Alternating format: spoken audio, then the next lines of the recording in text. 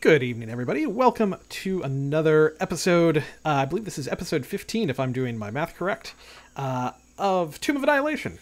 Tonight we are looking just a little sparse. We're missing we're missing Patsy tonight. She has some other things, and Tom may or may not be joining us here. We will see if he's able to make it or not. Otherwise, we're running with. Still have plenty of people to make this thing happen. We've got James, Brad, and good old Doc, Dr. Science over there.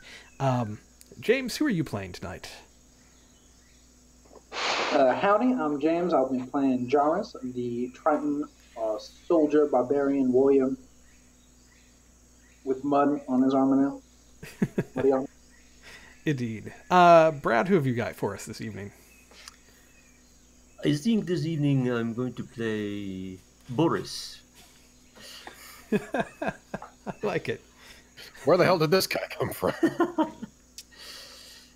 I am playing Red, the dwarf war cleric. Excellent. And Doc, who have you got for us today? My name is Cloudy Sky at Sunrise. I'm a 6'4" cat with very sharp claws, very soft fur, and a very silly accent. Excellent. I guess I will be playing both Adon, everyone's favorite tiefling, moody warlock person, and also I guess a little Golia if necessary. And Vorn. And also Don Greeter-Vorn, who fortunately is the strong, silent type, so he doesn't really have a voice or accent. If he did, it would be more like does not compute or something like that.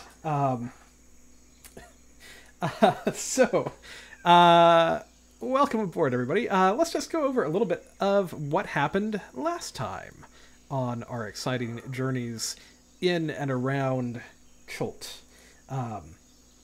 As you may recall, you guys have been all over the northern end of this continent. You took a little bit of a opportunity to sail down to the southern end, down to the snout of Omgar, where you spent some time.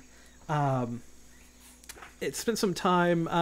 the turtles out with some problems there, and having wrapped up everything that you think of there, I think you are now looking at how do you get back to the mainland and head towards the Peaks of Flame, the Valley of Lost Honor, the Land of Ash and Smoke, and hopefully the great lost city of Omu, where you are looking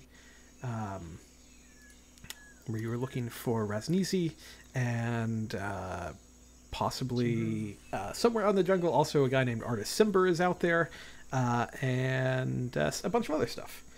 So that's where we're at. So this is probably a good place to pick up for this. You're cutting out a bit, Lauren. I don't know if your computer's doing weird stuff or if it's mine. Was I cutting out for anybody else? Yeah, me too. I'm just doing the stutter thing. Stream, was I cutting out for anybody on the stream listening? Just let me know. Is it doing any better now? I should ask that. Yep. It's good now. Okay. We are having really bad storms here, so stuff could happen. But hopefully not. So our current, I guess, side quest is not Ras Al Ghul, Raznisi. Raznisi, and he is west of the Peaks of Flame. Do I remember that correctly? Yeah, that was kind of what you had been told. Yeah. So, my question has been is, do we want to try to land kind of over here and make our way to the west through there, or there looks like a really bad desert patch that we could maybe go through here. Can't go through any mountains to the west of that, and then there's a spot over there that we could land and try to make our way to the east from there. Yeah, this area was the first I saw. and then we should go north. It looks inhospitable. Yeah, I don't like the look of the land of ash and smoke. Oops. Yeah, don't know. Shoku Bay. We could go to Shoku. Of course, we'll have to climb a mountain. the Valley of Lost Honor doesn't look all that pleasant either, but at least there's only like 1 hex wide that we'd have to go across of it. You know, it also looks like in Shoku there's maybe a city or town there called Shoku. That might be something worth looking into based on operations. Place to dock. Yep. Now, this also leaves the question of how to get off of the island. If you're trying to head out into the That's true too. the wider ocean, you're going to need a little bit something. A bigger boat. Yeah, you're going to need a bigger boat, basically. You know, if you're just trying to kind of cross this little channel between this island of the Snout of Omgar that has broken off and everything else, you know, that you probably, some of the boats and things that you can find here with the turtles would suffice for that. You know, probably some kind of simple kind of catamaran sort of system that can deal with the waves and things that you'll hit, but nothing, you know, you definitely wouldn't want to go out to sea on it, I don't think. So, Well, what about this area here? It looks like there's a way through the... Yeah, that was my Between the first mountains. guess, but this is a lot of distance, like from there up to there and then across here, and then we're still in Land of Ash and Smoke right there. I guess Yeah. we could go around. Yeah, we can circumnavigate the entire Peaks of Flame. But I thought our goal was to actually try to climb the Peaks of Flame to maybe help us get a better idea where the lost city that we're looking for is. I don't know. We were told that the temple is under Omu, west of the Peaks of Flame, so I'm not sure.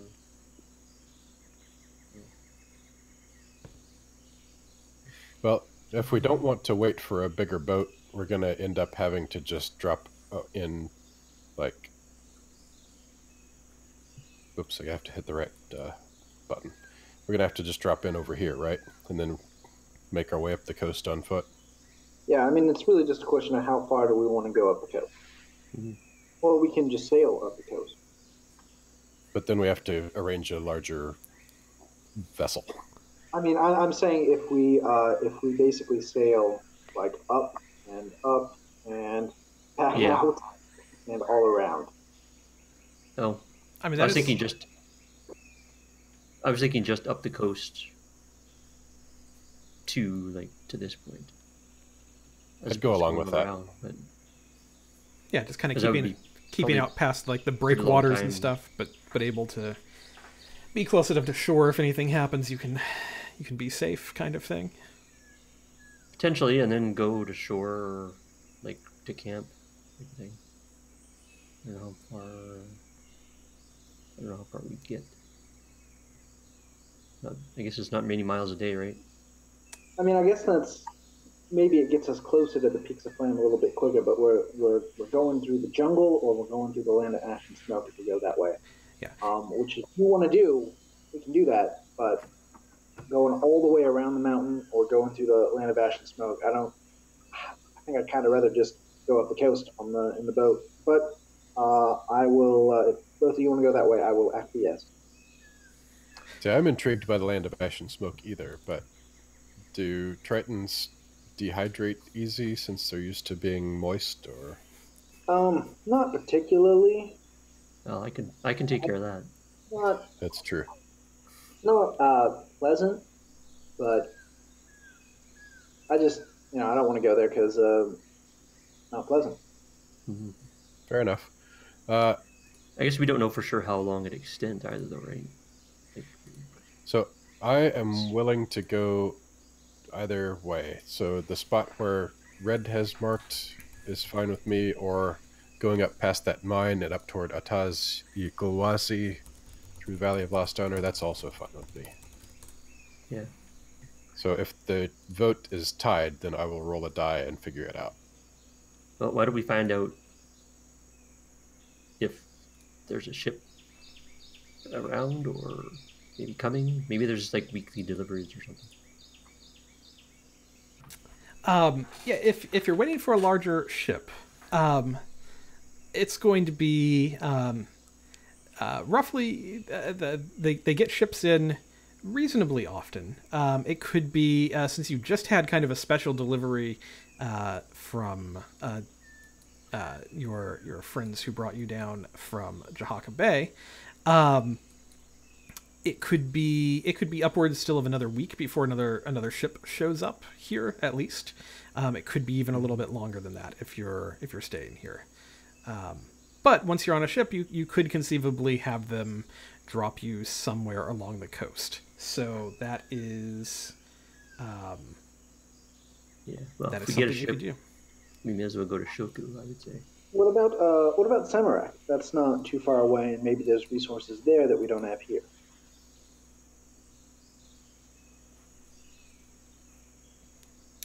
Well, I mean, Samarak is kind of another land almost. That's not really a city there. It's like you're heading into kind of a whole separate land of things Like not here Chult? at this point.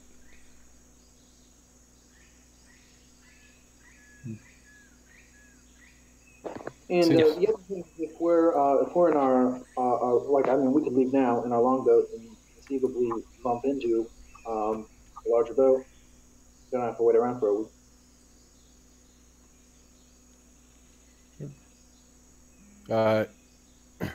I know there's not necessarily an actual ticking clock in this campaign, but what would be the downside of saying we've waited a week for a ship to come? Time will pass, and you will get to enjoy the company of a bunch of turtles for a while. Did we... I'm trying to see. Did we actually finish... Did we finish all the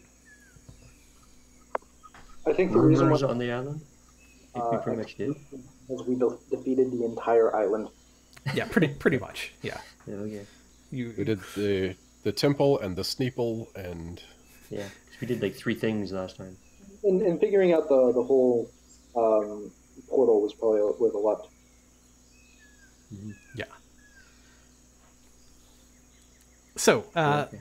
so let's boil this down. Are you guys taking the boat across and then kind of sailing up the coast? If you sail up the coast, you basically can move 2 hexes a day instead of the standard 1 through the jungle tiles.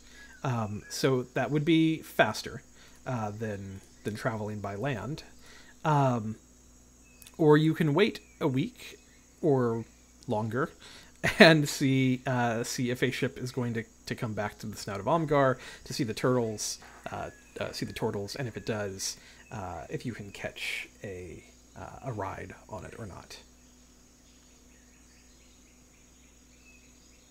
My inclination is to wait for a ship that can take us up to Shoku Bay.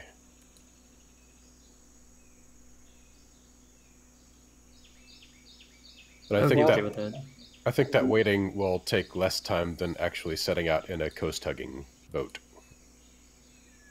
I think it's almost going to be a wash, I think.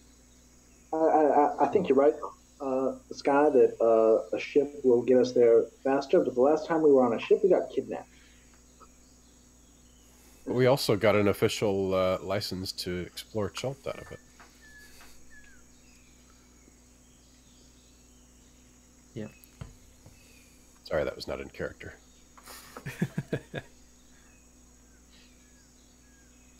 All right, well, if y'all, I'm okay with that. Yeah. I think it's going to take about the same time doing either way, I think. And then at least we go to Shoku, at least we're not traipsing through the jungle As much jungle. quite as much. So we might actually potentially save some time. Or, well, whatever. All right, let's do that. All right. Boat to Shoku Bay. Yep. All right. Well, let's do that this way then. We're going to fast forward time. You're going to spend. It's going to take about. It's going to be just over a week. It's going to be 9 days before another ship arrives. This is a trading ship out of Port Nyanzaru that has come down this way. And yeah, you'll be able to book passage on it and sail back north up. They'll happily set you down near Shoku Bay. So this is going to take another few days at sea as well. You're not going to get kidnapped or anything like that. So I'm advancing the date here a few more days to add for your sailing time. All right, and you're going to come out here at the end of this. Quilgok, I think, is still traveling with you unless you specifically don't want him to. I will leave that up to you guys as a question to put to you here. Yep, I think we would still want to, wouldn't we? Yeah, I think we should keep him. Yeah. Okay. Do we need some kind of payment or something? At this point, I think you guys have worked stuff out with freeing the turtles and everything. Okay. Yeah. And so sailing into Shoku Bay. Now, the city of Shoku here on the coast. Sailing into this, you can see that here lava is still flowing from the mountain that erupted and destroyed Shoku itself. It just flows kind of like a glowing river, a constant stream down into the bay. And in fact, most of this bay, except for kind of the outer edges of it, is kind of a sulfurous, deadly sort of water here. From the lava that pours into it. There is still along the western shore of this, so kind of on this end of everything, there are some safe landing spots that can be had. But anyone, the captain kind of advises you that it would be foolhardy to try to sail into the bay proper at this point. It would probably destroy the ship and definitely could easily lose its sails from the flame that occasionally still can hurl out from this mountain occasionally, and just the stones that just infrequently rain down out of the sky, or the ash or that kind of thing. So he will kind of sail this direction and drop you and your group onto the shore to the western end of Shoku Bay. Would we, could we just go up to the little inlet here or something, or do we want to do that, or? Well, I think we're gonna hike from the tip, just because it's okay. too difficult to sail into the. Sure.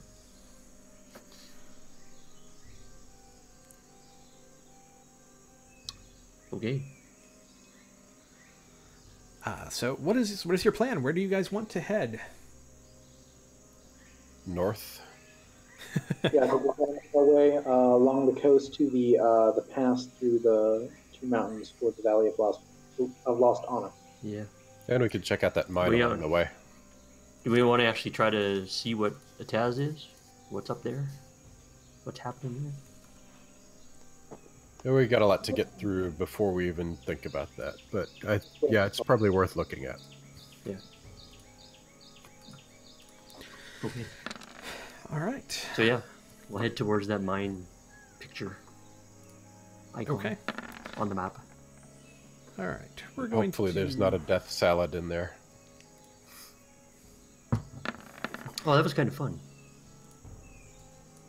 All right. So your first day of travel up along the coast is going to go just fine. Does anybody want to make any kind of survival checks to see if they can hunt for food or any of that kind of thing, or do you want to mark rations off? Yeah, we'll see if Sky can catch himself something to eat. Ooh. Was that enough for a whole group, 15 or more? Yeah, yep. You should be good with that. All right. Your next day, you'll be traveling. You'll be traveling along, and as you're traveling here, kind of on the banks of the river, there's going to be some driftwood that has kind of piled up, that you see here, and as you stride by it, there's going to be some sturges. You've encountered sturges before at this point, that fly out and kind of dive bomb at the group. I'm not going to make you fight this because 8 sturges is not really any kind of challenge to you. It's just going to be kind of an annoyance here in the days. You have to kind of fend off these sturges that take dive bombing passes at you. I will give you a little bit of experience for that, though. So let me see what they are worth for you. I mean, at this point in time, if a sturge took you guys down with its 2 hit points, I think that would be pretty crazy. So let's give you... let's see, they're worth 25 XP each, so that's 200 XP. Excellent. So that's added to the total. So a little bit of something for you for the day here of travel. Yeah. Are they edible? Yes, but not good. I think is the short answer. Like in a pinch, if you would like to eat them, you probably could, but I think they taste pretty terrible. Was that experience supposed to be awarded already? I'll divide it up at the end of the session. Okay, I'm just making sure. I couldn't remember what mine was to begin with. Yeah, no, I'll add it here into the session. All right, another day is going to pass as you continue up the coast. Let's see if anything. Oh, okay. Uh-oh. No hunting today.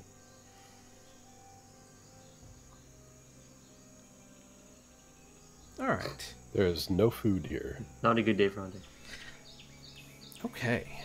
That's interesting. Ooh. I found it, guys. Some fish? Did you find some fish? So no, what I did is I actually went down to the bay, and I went under the water, and I talked to some fish, and I got them to like hang out near the surface, and I hid below. And then when a seagull came down to pick up a fish, I just got it. The seagull or the fish? The seagull. So we're having bird tonight. All right. Oh. All right. Give me just 1 second here. We're going to do a little thing. Lauren is acting awfully interested in whatever he just rolled, so I don't know if I'm worried about this or not. Oh, I'm sure it'll be fun. Sure, it'll be great. Little bit of exercise. Never hurt anyone.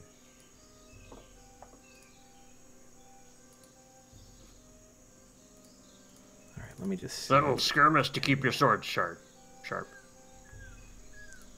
I don't have a sword. Ah. All right, so in the morning of your next day of traveling here, you're going to be a couple hours into your day of traveling. When you come across up ahead on the banks of the bay here, you see a canoe that's in terrible shape. It's kind of charred, and there are three people crowded around it. It looks like one of them is a tabaxi. The other 2 look human, and they are they're kind of sitting on the beach here near this canoe, and they look in pretty terrible straits. Their clothes are ragged, and like they're just kind of all sitting there looking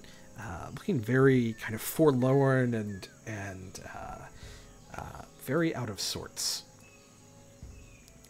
And one of them, kind of seeing you approaching up the beach, is going to just kind of wave weakly towards you. They're not even going to stand or anything like that. Your boat doesn't look like it's in very good shape. Yeah, they'll call out to you as how close are you guys getting? How are you approaching this? Like tell me a little bit about what you're doing here. Can Red kind of look around to see if there's maybe any potential danger type thing? If they're a little shifty. Sure. How would you like to try to do that? I don't know. Would that be just perception or? Yeah, probably just some kind of perception check would be fine. While Red is looking, Jarvis is just going to walk up, oblivious to any possible danger. Okay. Yeah, these three.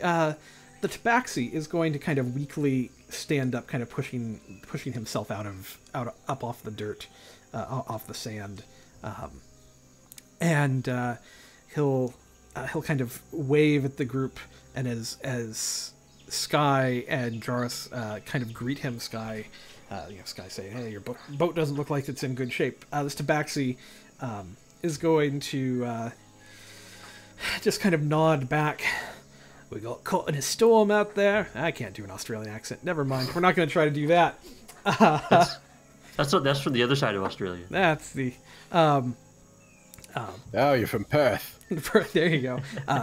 We got caught in a storm out there, and we got washed out to sea, and then came back and land here. And well, you've seen out in the bay there with all the lava and everything. It's just not a pleasant place. So wait, y'all were out in the ocean when a storm hit in that canoe, and then you came to the bay? Is that right? Well, we were not out in the ocean. We got washed out into the ocean in a storm. We had been in some waters close to the bay and got washed out and washed up here. Oh yeah, is there a settlement around then? He's going to kind of weakly shake his head. "We haven't been able to do much exploring from here. We've gone into the jungle just a little bit to get food, but we haven't had fresh water in days." Oh, I think Red's asking about where you might have come from. Oh, gotcha. He's going to not a settlement. We were explorers out here. We got sent out into the jungle to explore. Well, you got any? I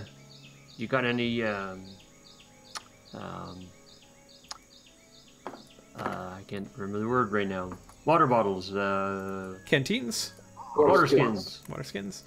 I could take care of the water for you. Yeah, we lost most everything in the storm.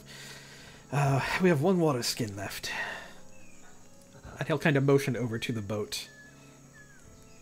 You said you were sent out to do some exploring. Sent by who? Let's see. He's going to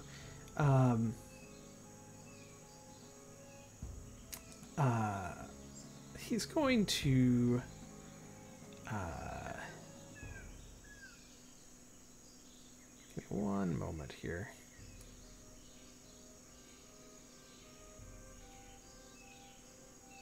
Yeah. He's going to kind of turn and look back at the group. We were sent out by a woman named Syndra. Oh, we know about her.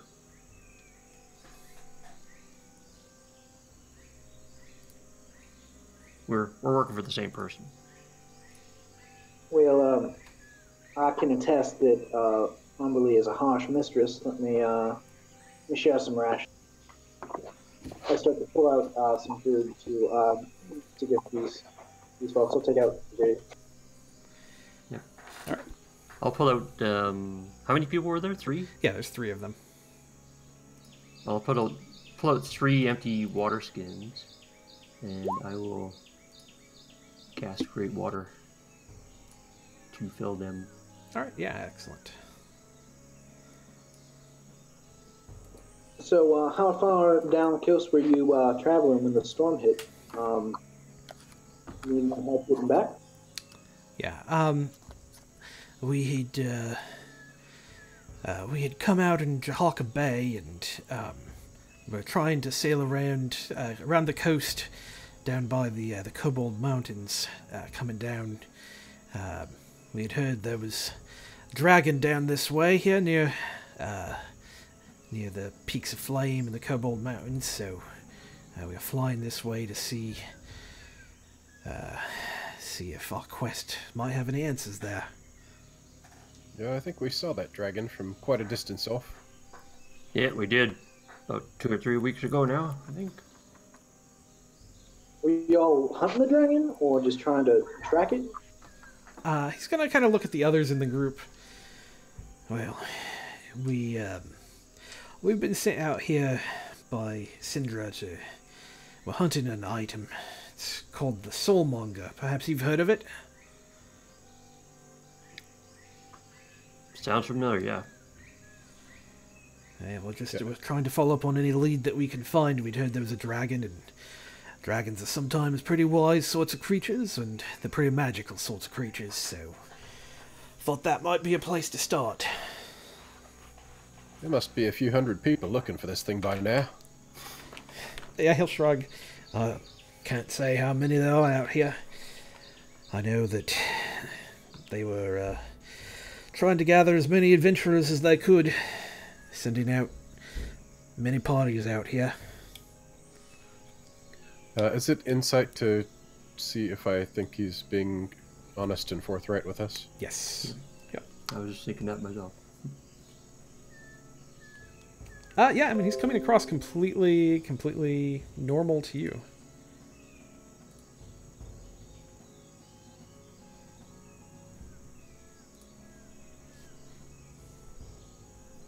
So, did the three of you just start out alone then? No, there were 6 of us when we started. This is what we got left. Yeah, that's a shame. Dan and I joined up with the other 3 here after they lost a couple. Yep, seems to be a pretty common occurrence. Yeah, the jungle out there, it's no joke.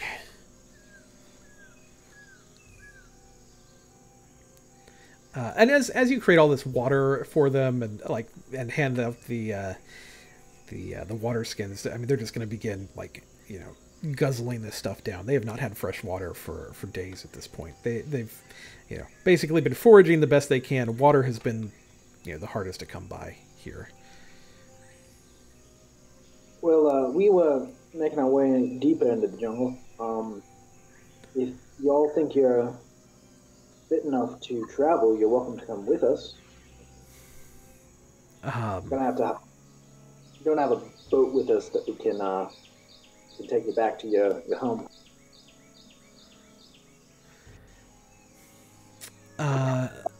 Maybe we can look at putting this one back together.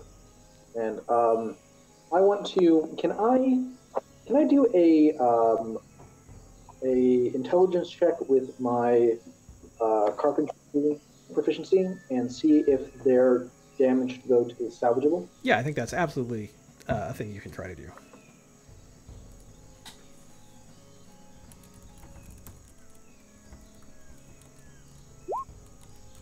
Yeah. So looking at this boat, it has a lot of damage to it, but you have a lot of wood available to you in the jungle if you take a little bit of time to work with it. You feel like this thing still, the bones of it could be salvaged as long as you can kind of patch up the holes, and it's not going to win any prizes for being pretty or anything if you do it, but it should be watertight at least. Well, Red Sky, I feel a compulsion to render aid. I think if we take some time, I can put this back together. We can help them back down to the tip of this peninsula and send them on their way. Certainly. That Okay. is, if you don't still want to go hunting this dragon after all that's happened. Yeah, the tabaxi is going to kind of shake his head. Well, I think we'd love to go hunting that dragon. I don't think we're in any condition to be doing so right now. Perhaps if we can get to a slightly more hospitable place, we can take a little bit of time to convalesce and head back in. But any help you can provide is greatly appreciated. Were you hunting it to talk to it, or find its nest, or what? Just to see what it knows to start with. I mean, if we needed to, we'll try to kill it if it seems important. But I don't think anybody heads out wanting to just fight a dragon. Seem pretty foolhardy as a starting point. I would agree with that. Yes. All right. How long is it going to take to do boat repairs? Well, this is early in the morning on this day. You've only been going a couple of hours here, so it would at least take the rest of the day to do repairs. Basically, you're gonna lose a day doing this. All right. Sky will wander around and look for small edible creatures, and then go ahead and set up a camp. Okay, yeah. I have a question. Mhm. Does Sky, does he ever just like hunt for small edible creatures for sport, or is it always to eat them? It's always for food. He wouldn't kill anything just because to kill. So he's not that much of a asshole cat. He fights off the baser urges, even though he had to knock the knickknacks off the shelf in that one room. So there's never Red wakes up in the morning and there's like a little dead lizard laying by his feet or anything.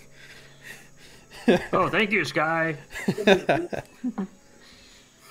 My pleasure. Didn't think you could take care of yourself. Here's a gift. Yeah, I think with your 18 that you rolled, kind of figuring this thing out, Jarvis, I think you know what it'll take to do this, and it's going to take a day of solid work to do this thing. So is that what you guys are going to do? Is kind of take this time to? All right. Yep, I can like help gather wood and stuff like that. Okay. There would be plenty of time this day for you guys to be hunting and all of that kind of thing. So I think rations and all of that you can skip for the day here. That is going to push you guys forward another day, though. The next morning, the group is going to kind of try to sail off around the horn here and maybe back up towards a little bit, just maybe out of range of all the ash and smoke and things of the mountains here at Shoku. Just trying to find a little nicer sort of a place to spend a little bit of time. And you guys are going to continue heading north. This day, nothing is going to happen as you continue along the path. If you want to do any hunting this day, survival checks are all it'll take for that.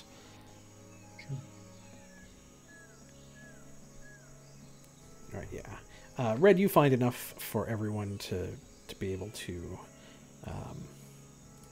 continue. So this next day, it's another day, very very calm, very just moving along the beach here.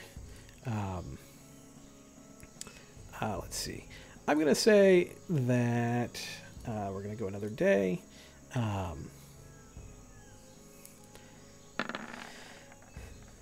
Let's see. All right.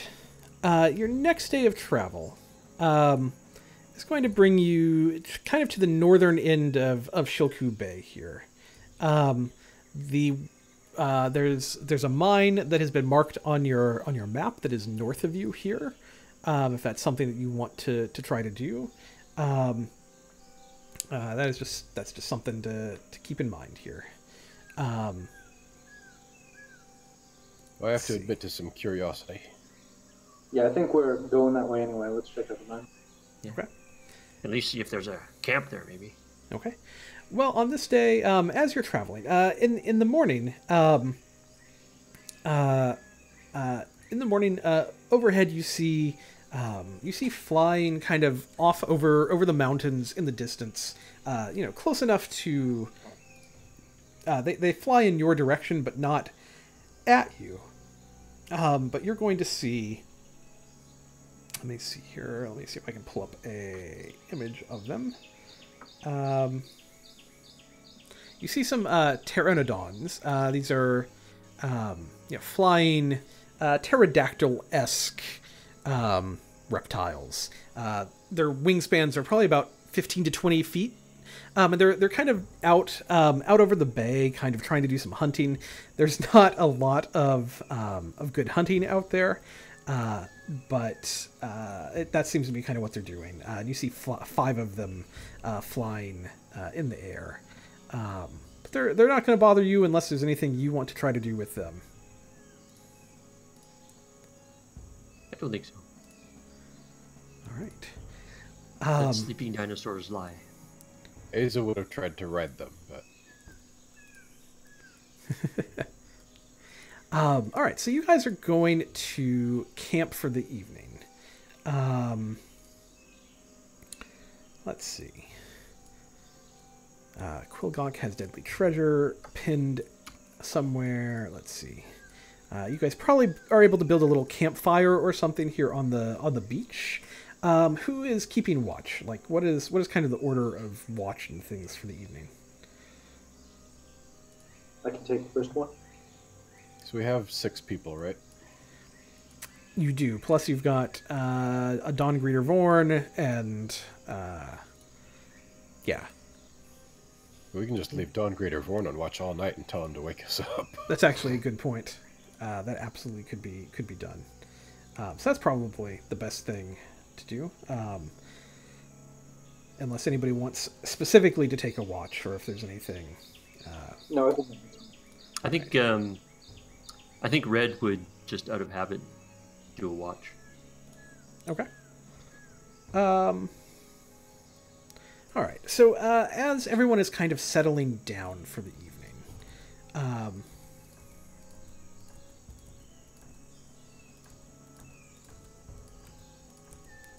looks like Dawn is joining us. Dun, dun. dun, dun, dun. As you are settling down for the evening, there's going to be kind of nearby some rustling in the bushes from the jungle near the beach. Hey, it's a Dawn. And yeah, it's a Dawn. A Dawn just pops in. And let's see.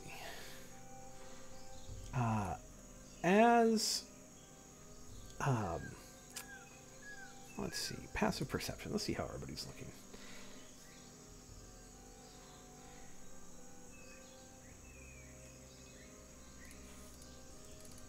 I'm doing one check here just to see what everybody will know.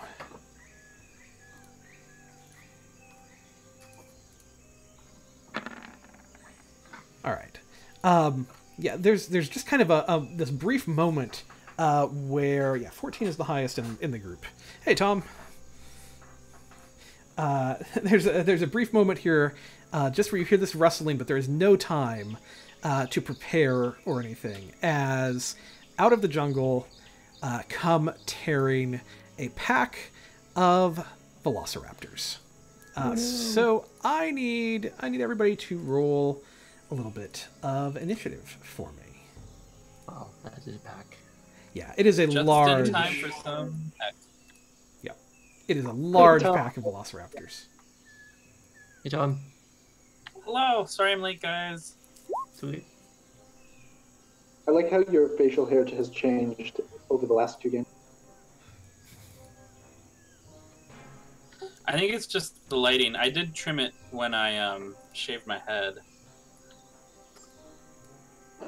So are we? This happened overnight, right? Are we dealing with getting out of tents and beds and things? No, this is actually like right before, like this is kind of dusk, so I don't think you guys have actually gone to bed yet. So it's just more kind of like maybe dinner time, like you were kind of crowded around the campfire sort of thing. You're kind of in an easy to attack group, but not in a prone sort of thing.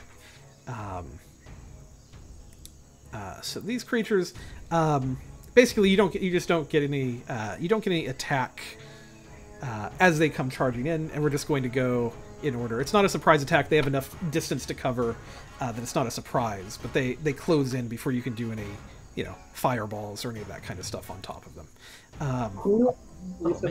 Order. I rolled without clicking my token. Now I'm at the bottom of my should be. Gotcha. I'm resorting it. You should be all good. All right, Sky, you're first up in the order tonight. Okay. What do we want to try first?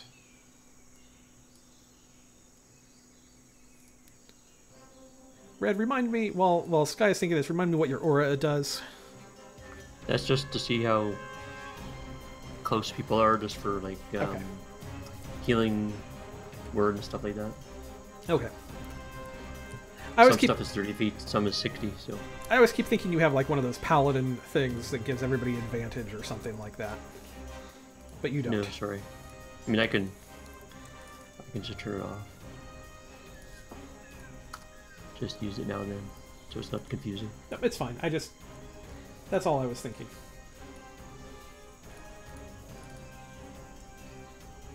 Actually, a lot of things are 60 feet anyways, so... I think I will start the festivities with a moonbeam. All right. Where would you like to place said moonbeam? Let's put it right here on this fella. All right. Let's see. Did you say this guy right here? What is the size of the moonbeam? It is a 5-foot column. 5 foot. Okay. 40 feet tall. Radius.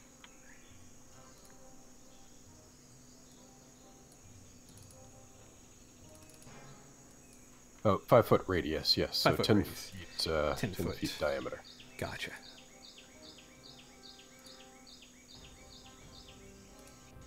That seems not to be working correctly somehow, but that's okay. So with a 5-foot radius circle, if I put it right there, it should get both of those. Yeah. All right. I think that looks more accurate. But yes, that should get both of them. Right, because it's basically, I don't know, something weird is going on. But yeah, that gets both of them.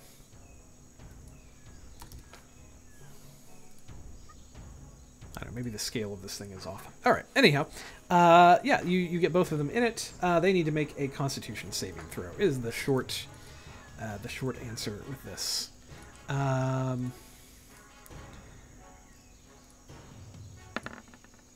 The Velociraptors, that's a 4 and an 11, so neither of them are going to save. So they are both going to take 13 radiant damage. 13 for him. That will bloody that one. 13 to this one is actually going to kill it. Velociraptor is not necessarily the most hardy of creatures. They charge. But they can move. As this one does. This one is going to come charging in at Sky. It gets to make 2 attacks, one with its bite, one with its claws. That's a critical hit for 9 damage. And a miss. Velociraptor number 10 is going to come running up to Jarus and do the exact same thing.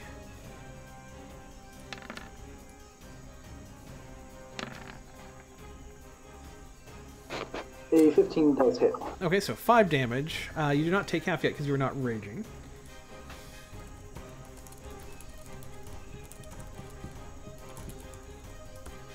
Alright. Quilgok is next up in the order. He is going to step over to this guy.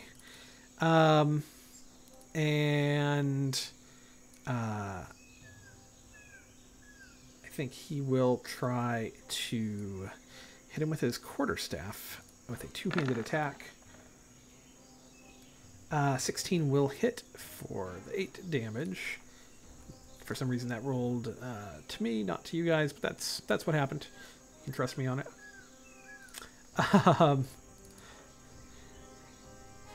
Let's see. Next up is the Velociraptor over here in the Moonbeam. Does anything... Just for mechanics' sake, that the Moonbeam is supposed to take effect when a creature starts its turn there, so that should happen on the beginning of it. All right, so that just happened then. That's fine. It's going to come running over to Sky. It's going to have advantage on this attack because of its pack tactics. So it's going to bite and claw at Sky.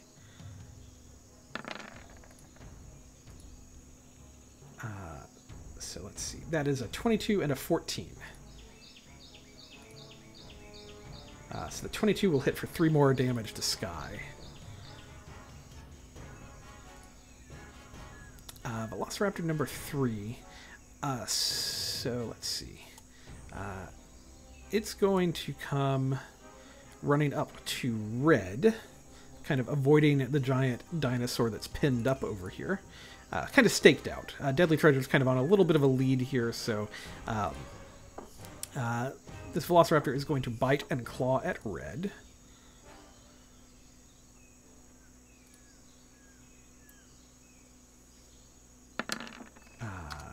Let's see. That's an 8 and an 18. Do either of those hit Red? 18. All right, for 6 damage. Velociraptor. Sorry, I've taken damage twice. What is the save to maintain concentration? You have to roll higher than, what is it, a 10? 10 or half the damage. Or half the damage. Whichever is higher. Yeah. And that's my spellcasting. You just roll. You just roll a d20. A Constitution. Or saving it's a Constitution saving throw. You're right. Sorry. Con save. Okay, so you're going so to the lose Moonbeam's concentration. gone. All right. So this one is going to come running up over here to Jarvis. It's going to have advantage because of pack tactics. Going to bite and claw at you.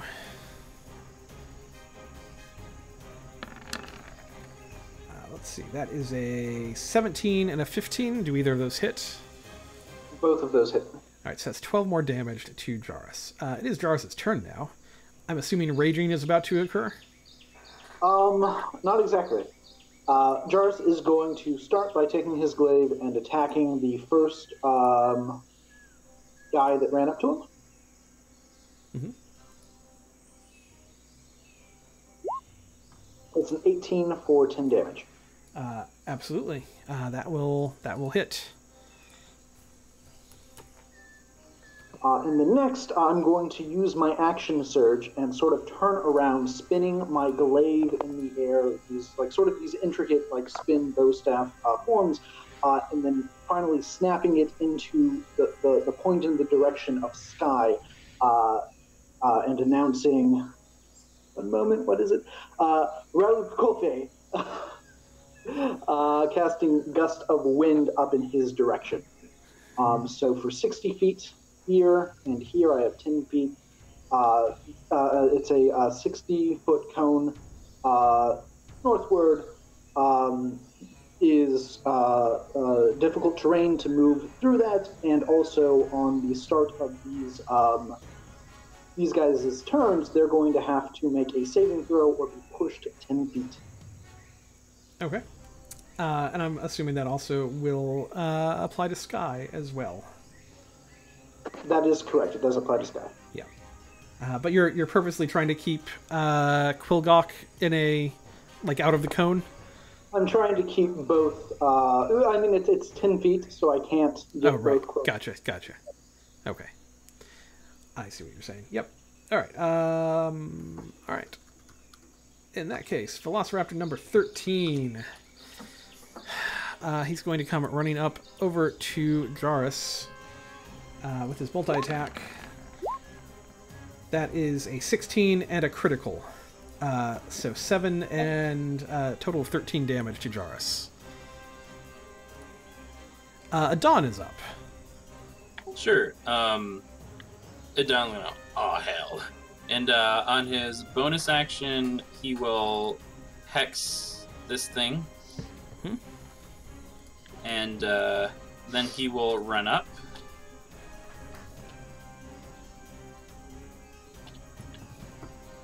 And then he is going to cast the cantrip Green Flame Blade, so he will make an attack with his greatsword. Green flame. 21 is advantage, but oh well. 21 will definitely hit.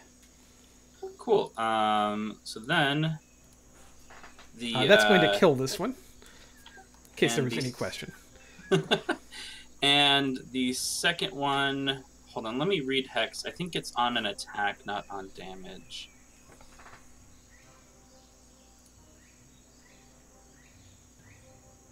Yeah, when you hit with an attack. So this is not extra damage with the Hex, but the other one, well, it's not Hex anyways. Where's my macro? Here it is. The other one's going to take 5 fire damage. All right. So this little guy right here. All right. That will also kill it. Adon will turn to Sky and wink. I have your back. All right. I suppose during the gust of wind, because you would have run in the gust of wind. Yeah, there. I didn't start my turn there though. Yeah. Yep. Okay. So the only would have been the difficult terrain. Yeah. Which. Oh yeah. I don't think that would have affected anything, so we're fine. All right. So Velociraptor number 7 is dead. Velociraptor number 1 is going to come running down and is going to attack Quilgok. Does the difficult terrain affect his ability to get there? I'm guessing not. I didn't see where he started. Oh, you know what? Actually, it probably would. Yeah, because it was a full 30 feet, so he would only be able to get there. So if he was okay, but where did he start? I didn't see where he was. He was up over this way. Okay, cool. That's fine. Yeah. So so he'll use his dash and he'll get up to Quilgok. All right. All right. Deadly Treasure is close enough to hit this Velociraptor with his tail, at least. So he's going to try to do that. Whack him. Which, as long as he hits, this should do some damage. It's advantage, right? Why would he have advantage? No, never mind. No, ignore me. Yeah. So that's going to miss. This Velociraptor is going to run down here, not into the wind, with advantage attacking Quilgok. So that's, let's see, the 8 from that is going to hit, but the rest is not. So that's going to be 8 damage to Quilgok.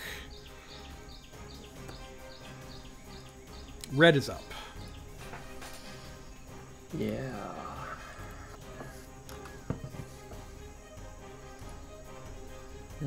Crap.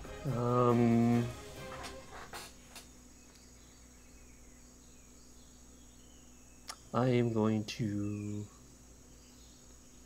to take an attack of opportunity to move 5 feet. All right. It's going to bite at you. 13. Miss. All right. And I will cast. Let's see, this is on 2 creatures. Oh, nope, not that one. Wrong button. Come on. So I'll cast Aid on Sky, Jarus, and myself. Okay. All right, so you're going to get a 5-point boost in your hit points. Yeah, 5 hit points, and your max goes up 5. Yep. So that's very... And it is not a concentration. Velociraptor number... Oh, sorry. You had something else you were going to do? Let's see. That was an action. Let's see what we can't do. I'll just move a little bit more forward, just so people are in range. All right. But that's about all I can do, I guess. All right. Well, speaking of being in range, this one's going to run up and attempt to attack Jarus. It's a 19 and a 13, so I think the 19 will hit Yeah, for it's 4. Let's see, this guy. They're just gonna pile onto you, Jarus. That's how they work. They purposefully fight as a pack. A 14 and an 18. The 18 hits. All right. 18 is 5 damage.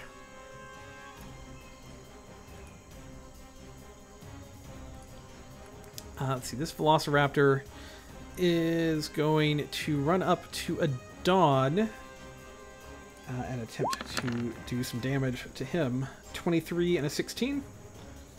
The 23 will hit. All right, for 5 damage to a Dawn.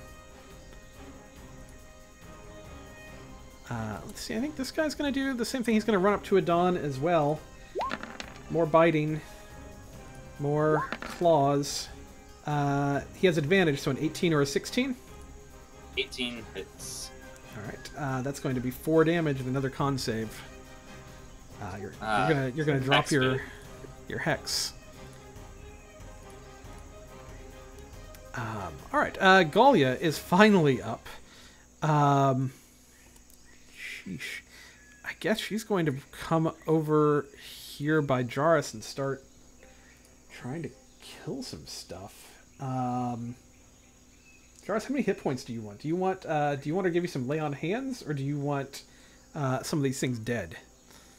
My philosophy is remove their action before saving me. The only health point that matters is my last one.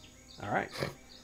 So she's going to wade in, I guess, with her great axe. That seems like something she would do. Yelling something about Lathander. Oh, Lathander. That's going to be an 18. That's a hit. For 5 damage, this one north of you here. Does she have 2 attacks now? I'm trying to remember what her... For level 3, I doubt it. Not till level 5. Yeah, alright. So that's kind She of might what have a she's- smite if you want to do that. Yeah, she can dump some spell slots in there. As many as she wants. Yeah. Yeah, she would have... The light dims you, foul raptor. Sorry, her character sheet is not set up the way that I'm used to seeing it, so I'm trying to remember how the smite works here. Yeah, she can just spend a spell slot to do 2d8 extra damage. Yeah. I'm just looking to see... Alright, well, she'll do that. I was looking for... There you go, max damage. Oh, That one's gone. dead raptor. Yep.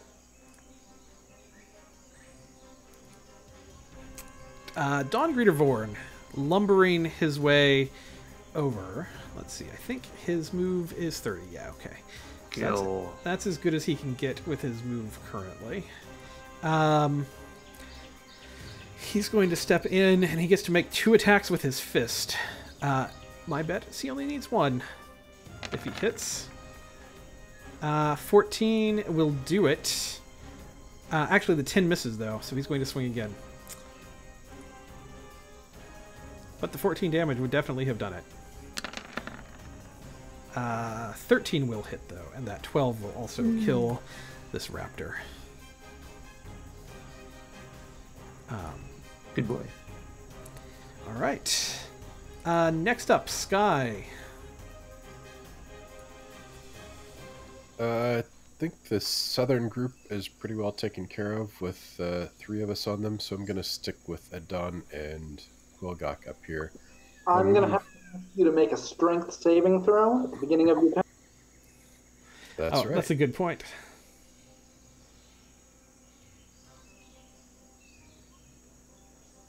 that passes. My DC is 11. Very good. Well, I was going to move 10 feet away anyway, so All right. we're okay. And I will attack this one with claws.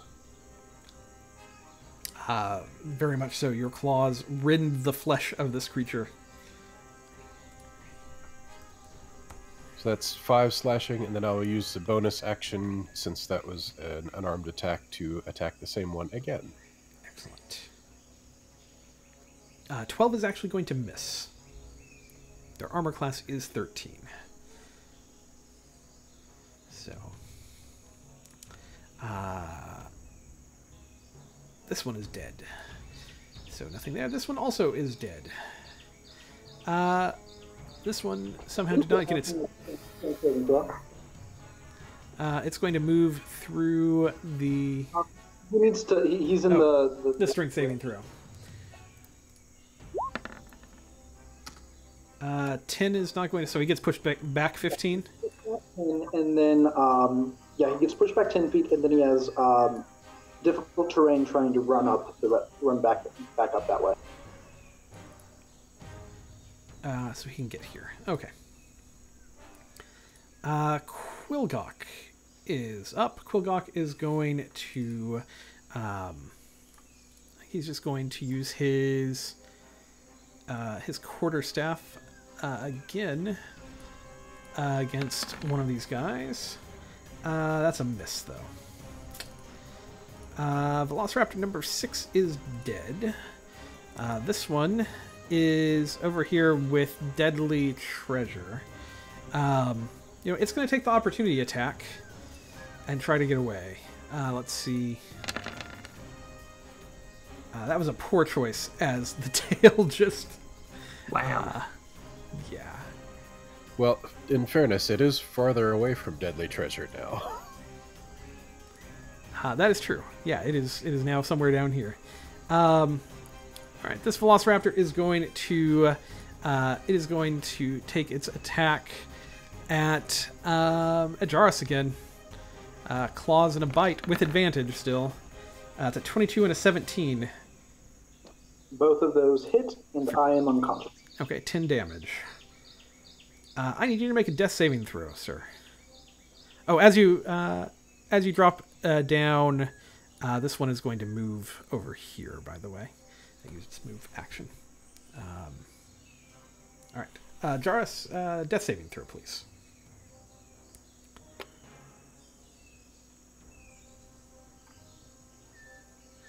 For success. Yes. Velociraptor number 13. It is going to kind of circle up here, so it is in combat with both Adon and Gallia. It is going to go after Adon with its bite and its claws.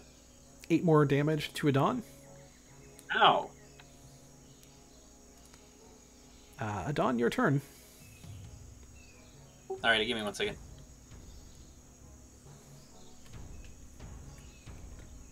Oh, you shitty little bastards. Adon is going to cast Shatter here. And it is going to radiate from here, so it should hit all 3 of these. Okay. That's a con save. Let's see. 6 of 14 and 8. So the 14 will save, but the 6 and the 8 will not. So it's half damage to those who are not, but this one will die. This one will take half of that, which is still actually enough to kill it. Fortunately, it had rolled low HP, and that one will die as well. Yeah, Adon, reaches out his hand, and he just balls it up into a fist, and all of a sudden there's a thunderous explosion, and someone's probably covered in some sort of gore now. Yeah, I was going to say, this is probably just kind of explode outwards. Velociraptor number 1, going after Quilgok, because he has packed tactics against him. 21 and an 18. Both of those are going to hit. That's 8 more damage to Quilgok.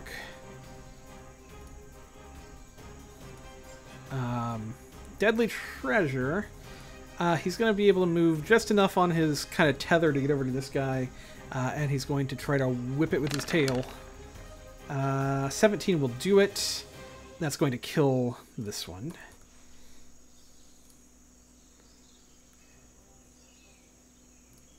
All right, Velociraptor number 2 is the one who just got squished by the tail. Red is up.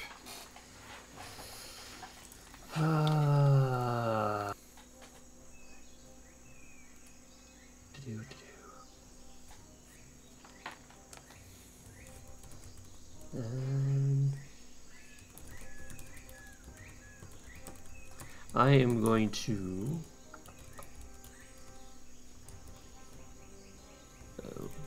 move. I'm going to move. Well, yeah. I'm going to move here. I assume that would be considered blinking. Nope.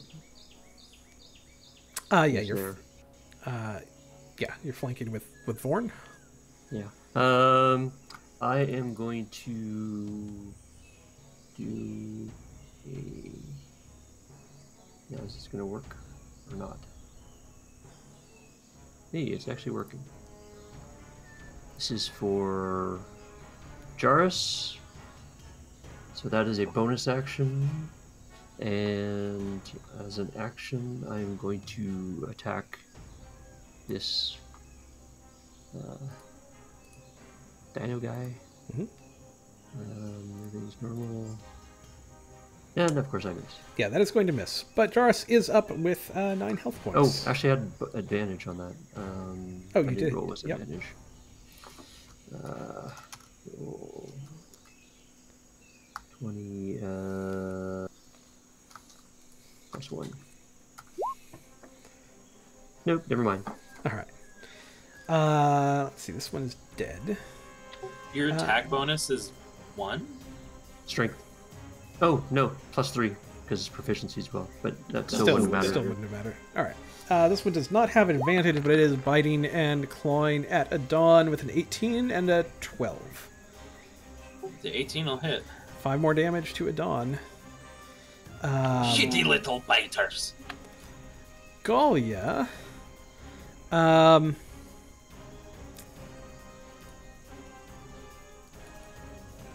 Let's see. Galia is going to. I think she's going to come up here by Adon and try to take this guy out. Oh, yeah. She'll do that. Again, with her great axe. She totally moved to get advantage, wouldn't she? Yeah, she absolutely would have. Which she needs. She's going to critically hit because of that. Oh, yeah. Which is going to kill this one. That'll do it. She just slices it clean in half. I imagine her like hitting it like someone with a golfer would hit it, and she's like trying to hit the body towards me or something. Let's see. Dawn Greeter Vorn. He's going to use his fist to try to pummel this little tiny one next to him. He gets 2 attacks with that. Not that he needs them, because they all hit, and he just kind of fists into the ground, and this dino is pulp underneath his mighty magic robot fist. Sky is up. Sky is going to step 5 feet this direction and cast Flaming Sphere, which he will ram from this space, that space, into the one southwest, southeast of it. Okay, this guy. Right above Quilgok here. Exactly. Alright, so it is a dex save. So wait, where is the spear? It's in between So this is a dex save for the Velociraptor. It will not save, however. It's going to take the full 7 damage, which is actually enough to kill it. So it's this flesh begins to sizzle, and the dino cries in pain. It's barbecue time. There is one dino left. All of his friends are down, and he is going to turn around and book it back into the jungle. Quilgok, I guess, will pull out his bow and take a quick shot at him. That will hit. That's 4 damage. That kind of sinks in as he runs away.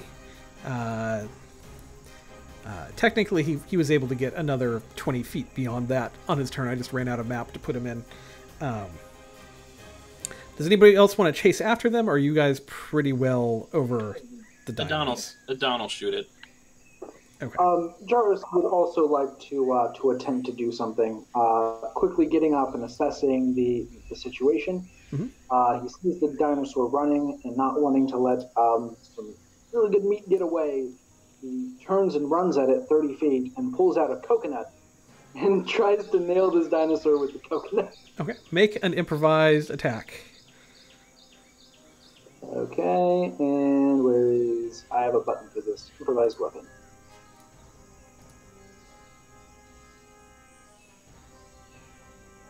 What is the range of a coconut? It's a thrown weapon, so I don't know. That might need to be a disadvantage. Yeah, do it at disadvantage because it's another 20, 25 feet enough. beyond that.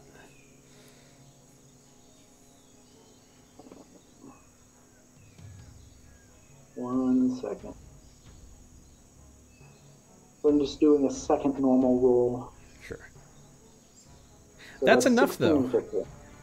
Yeah, Jarvis steps forward, throws this coconut. It's going to be a perfect shot. And just is going to hit this thing like upside the head. And this Velociraptor just keels over in the dirt, kind of skidding a little bit and like coming to rest at like the foot of kind of the encroaching jungle on the side. But it is dead. That takes you out of combat. So, well done.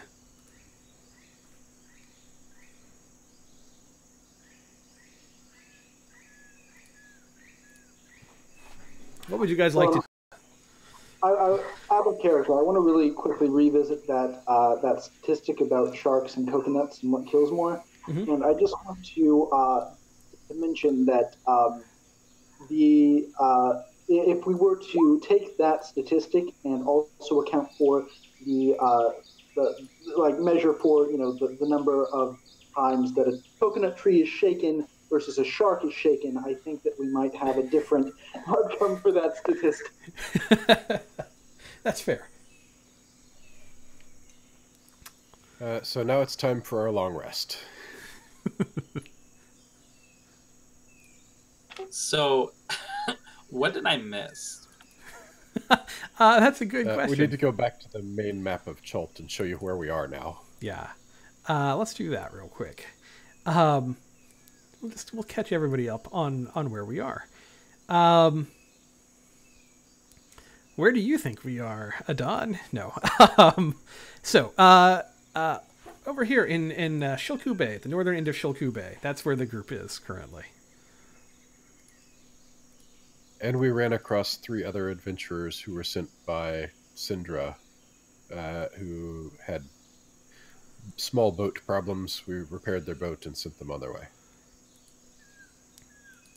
Basically, it's like 15 days later, almost 2 weeks after our last session.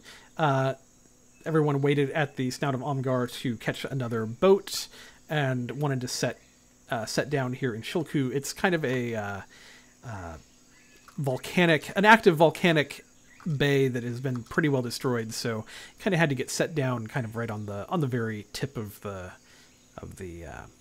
area here on the edge of the bay. So you're kind of working your way up that, which puts you just south of this mine, which is something that it seems like the group so far has said that since you're so close, it would just be a shame not to go to it. To the what? To the mine? Yeah. To the...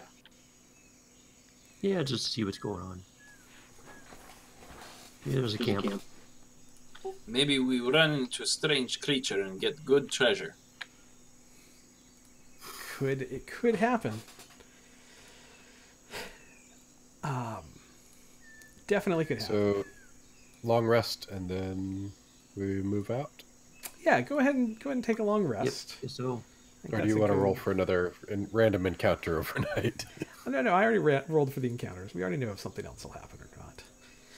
Go ahead and go ahead and take a long rest. So long rests are like 8 hours, basically. Yeah. Yeah, this will bring you to the next So your aid wears off.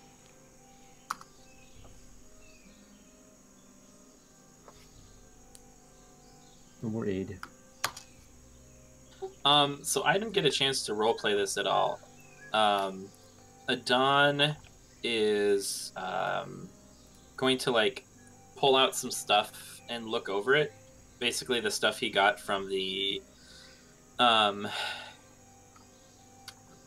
from the island, and he is going to use his Eldritch Sight to sort of look over it, make sure you know what he got. So like, I remember I got that really pretty conch from there, and I was gonna look at the spell books as well if we still had those. I don't know if Gallia sold them.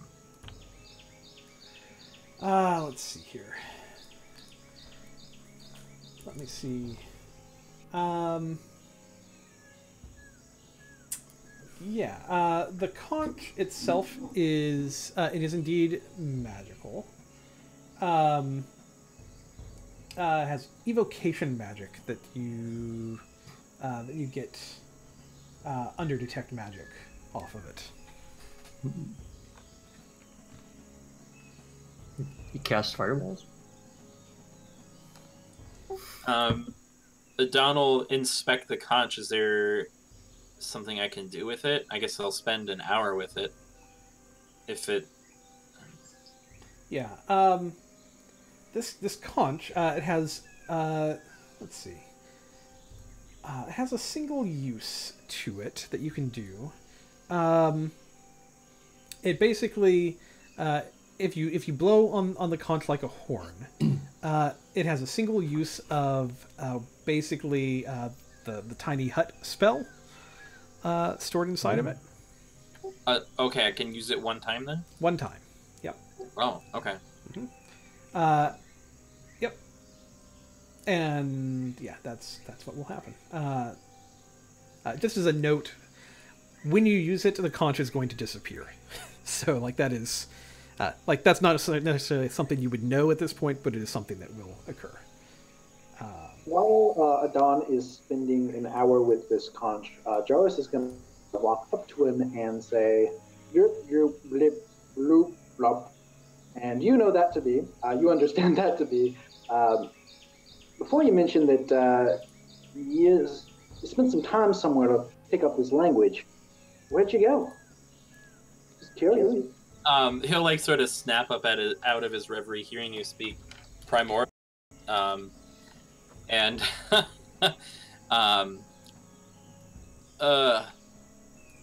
well, to be quite honest, it was the land of my ancestors.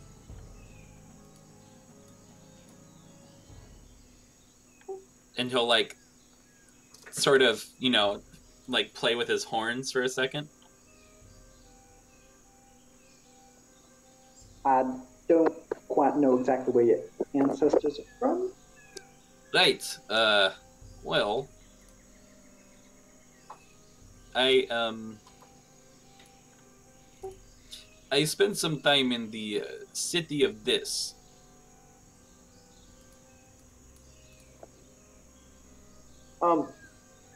Sorry, I don't have much geography outside of the material. I'm afraid. I'm sorry. I'm just having flashbacks to trying to explain planes to Perrin. I mean, Jones understands planes. He just wants to know, like, where that is.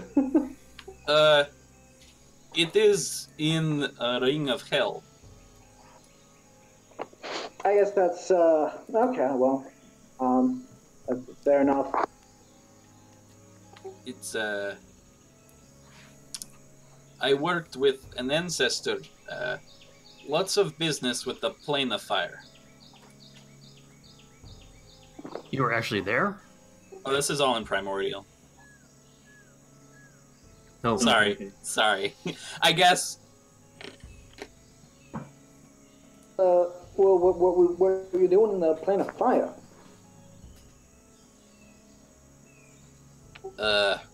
Well, Adonal, brandish his sword. I was stealing this. Wow.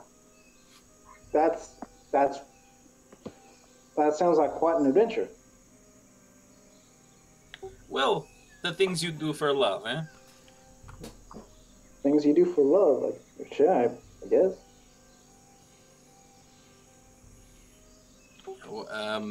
What about you? Is it the common language for your people? Yeah, I mean, we originate in the elemental plane of water. I'm, of course, born here in the material, but it's what we speak. It's our first language.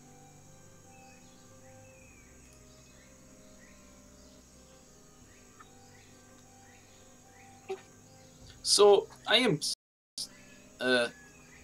before we went and met all these pirates and all this crazy thing happened, we'd gotten into an argument. We were trying to figure out what the equivalent to necromancy would be in your culture, you know, unforgivable sin. And you said that there was none. Could you elaborate on that? Right. Well, my people aren't like y'all Earth folk. We're united in our. It's I mean, it's a militaristic society. There's order, there's loyalty, there's structure, and it just doesn't happen. People don't. I mean, we Tritons, there is no crime, there is no malice, there is no unforgivable sins because nobody sins. That's just not something that happens out there. But all the pressures up here, I'm starting to understand. Y'all have factions, and different people want different things, and everyone's out for themselves. There's no unifying goal, strategy, commitment. So, who makes all the decisions for you then if you make none yourself? Well, I mean, there's a centurion, and above that, there's the legate, and the legion. It's all comes down from the legate. So this one person decides everything. Yeah, in terms of where we go, what we do, what our missions are. I mean, the decisions are delegated down to centurions. There's the chain of command, but what happens when someone disagrees?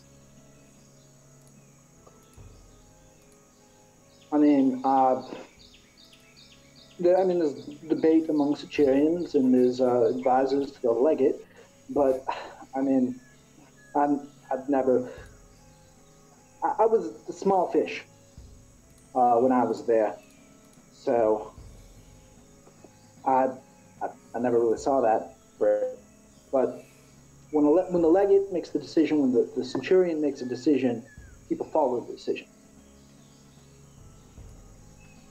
Has there ever been a decision you did not agree with?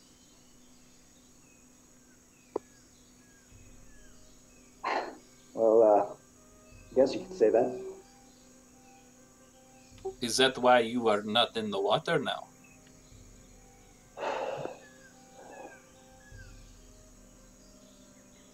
Yeah, Yeah. There's where I'm from. It's the last defense. It's the farthest outpost of Tritons on the outskirts of the war, and there's nothing there. There's no threats in the kelp forest of Ceru. So me and all my contemporaries, the 100 centurions, I'm sorry, the 100 soldiers in the century at Ceru, we're growing up and we're not fighting anything. We don't know what the war is about, and we're weak. When the tides come and rise again and are prepared to crash into the Sword Coast, the last defense won't be prepared. We won't be able to do anything to stop them because we have no experience. We're weak.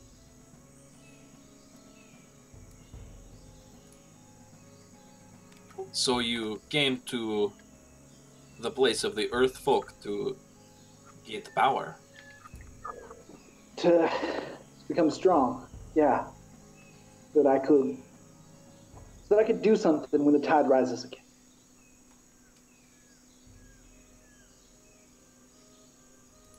And is leaving...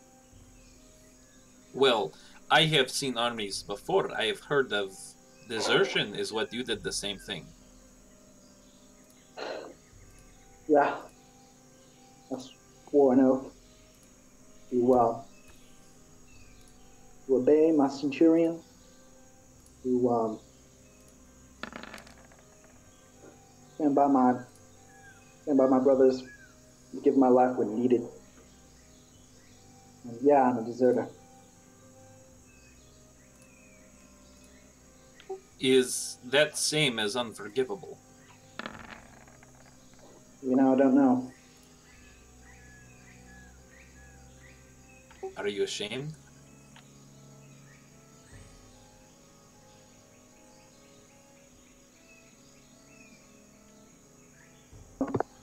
I don't know if I could. I mean, the whole point is to go back to my people, but I don't know if they'll take me. I don't know if I can. I don't know if I can face them.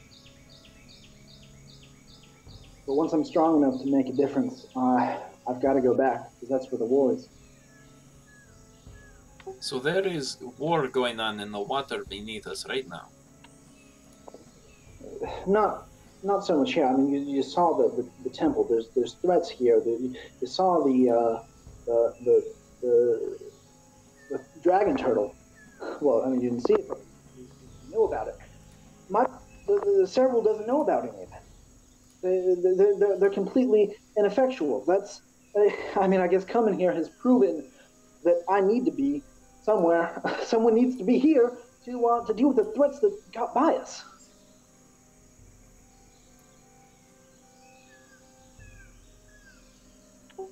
Well, I'm not exactly sure what to say, but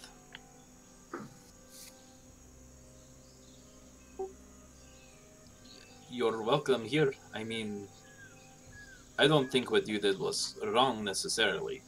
I mean, I am no soldier. I don't know how military works, but you have gotten stronger. And you have fought Umberly. I mean, there has to be something there. Yeah, I don't know that it was a wrong decision to come, but when it's time to go back, I don't know what I'm going to end up doing.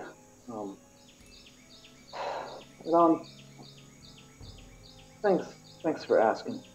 I've had this bottled up this whole time, and thanks. There is no need to feel shame in front of me, and I doubt there's need for shame in front of anyone else, if that is what you're feeling. So I say that At this point, we might as well all be friends. If not that, at least, I feel as though I could die fighting by each and every one of your sides without regret. Well, if there's anything I can do, I'm not gonna let you die, Don. I'm not gonna let you die. Don't worry, I will not die. I think I live forever, actually. I think that is what will happen.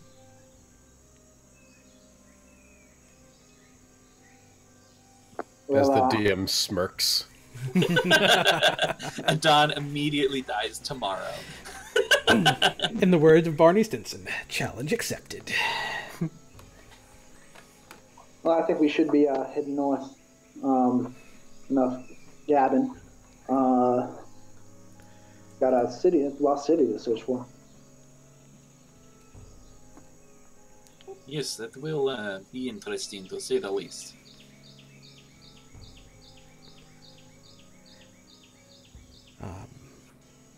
Yeah, the evening will pass. And Adon sort of... Okay, yeah, Nope. that works too. What was Adon going to say? There was something else you wanted to do? Go back to what he was doing. Okay. Yeah, the evening's going to pass. Red was just combing his beard with the whale bone comb. Excellent. Listening to these guys talk in a strange language. Oh my god, that conversation was probably so weird. Like... Is that what the fire dialect sounds like?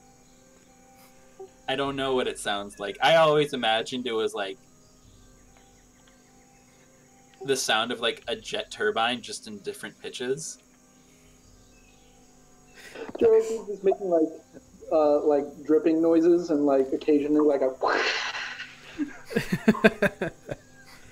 I think from all of the Velociraptors that attacked you, there would be enough meat for a couple of days travel. Anything after that, it's going to go bad. But you have a couple of days, probably enough to get you up to the mine. So next morning it will dawn. You'll travel into the jungle and begin heading north up to the mine that is marked on your map. Nothing out of the ordinary occurs this day. You're going to camp for the evening, and on one more morning, you're going to travel up to the mine. At about midday, you will arrive outside of the mine. Let me move you to a map real quick. Dun dun dun.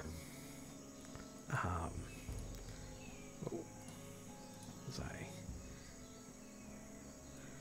break things. Hold on one second. Let's get you guys set up on this map. Approaching from the jungle, you are going to see that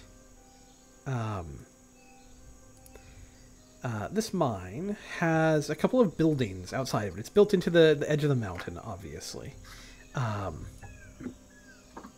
And the entrance opens up into the mouth of the mine, leading its way inside. There are a couple of small buildings outside that are closed up,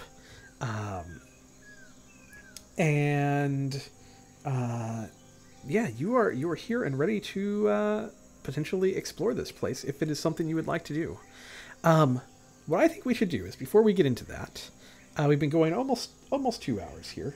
I think we should look at taking a short break and come back in about 5 minutes, and we can start delving into this mine if that is something that you want to do.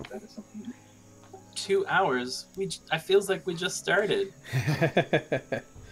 Some of us were here on time. And we're not passive aggressive at all.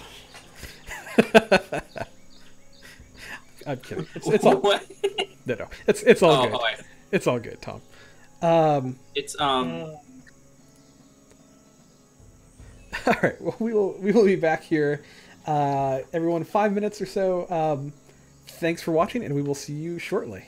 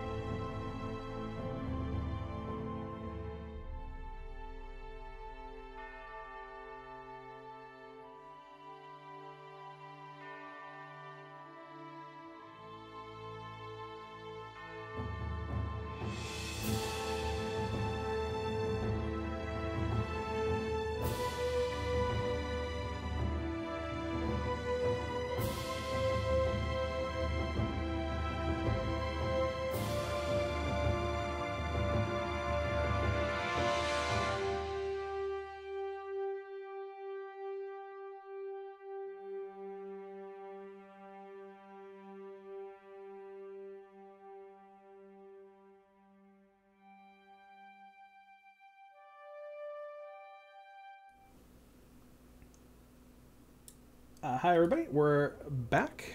welcome to our second half of, I was wrong when I started, episode 16 is what we're on, as far as I can tell. So welcome to episode 16 of our delve into the jungles of Chult. We're taking a delve even further from the jungles into, perhaps, assuming everyone decides to go into it, into the actual underground layers and caverns that lie beneath the jungles of Chult. So, I don't know, guys. Maybe we should just keep on going. Finally, some dungeon in our Dungeons and Dragons. That's right. The question is, will there be dragons in your Dungeons Okay, you talked me into it. This map is huge, so we might be here for a while. So let's talk about what you see here coming up to this mine. There's a path leading into the entranceway here. It's fairly obvious this mine has not been used in a little while. For instance, the office that you see over to your left. There's a small building over here. It's made of this really carefully put together stone, fitted stone with these large windows and a large overhanging tile roof on top of it. But it is now very overgrown with vines and creepers and that kind of thing. But the structure itself looks very strong still. The larger building that you're seeing directly in front of you here is also made from similarly closely put together stones but it doesn't have any windows, but it has a similar roof over top of it as well. There are a few portions of the wall that are crumbling just where some tree roots have started pushing some of the stones apart. And you can see, kind of as you circle around the building, the front door of it show that there are gouges and scars on it where someone tried to hack through the heavy door with some axes, but then gave up on the attempt at some point. And then sitting right inside the entrance to the mine as well, there is an Orc Heart that sits on the tracks right at the entrance to the mine, and it is held in place by a block that is under the wheels in front of the cart. Indiana Jones ride. No, so do we want to check out these buildings first, I assume? Maybe they have surprises. Actually, I think I see some light coming from inside the cave. Maybe somebody's home. I do see that as well. Some light from both mouths of this cave. Yeah, that is actually true. I wouldn't mind checking the office out here, just to see if there's anything of use. Yeah, Sky's just gonna go up and open this door. All right. Sky walks up to the door. Do an athletics check for me.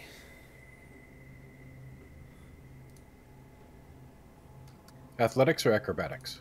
Athletics. I know, not your strongest point. Yeah, pushing against this door, it is swollen shut from the dampness of the forest, and it is going to take some serious force to try to get it open. Gallier, do you want to have Vaughn help out with this door? Perhaps I can assist you, Sky. Jara says as he pulls out his crowbar.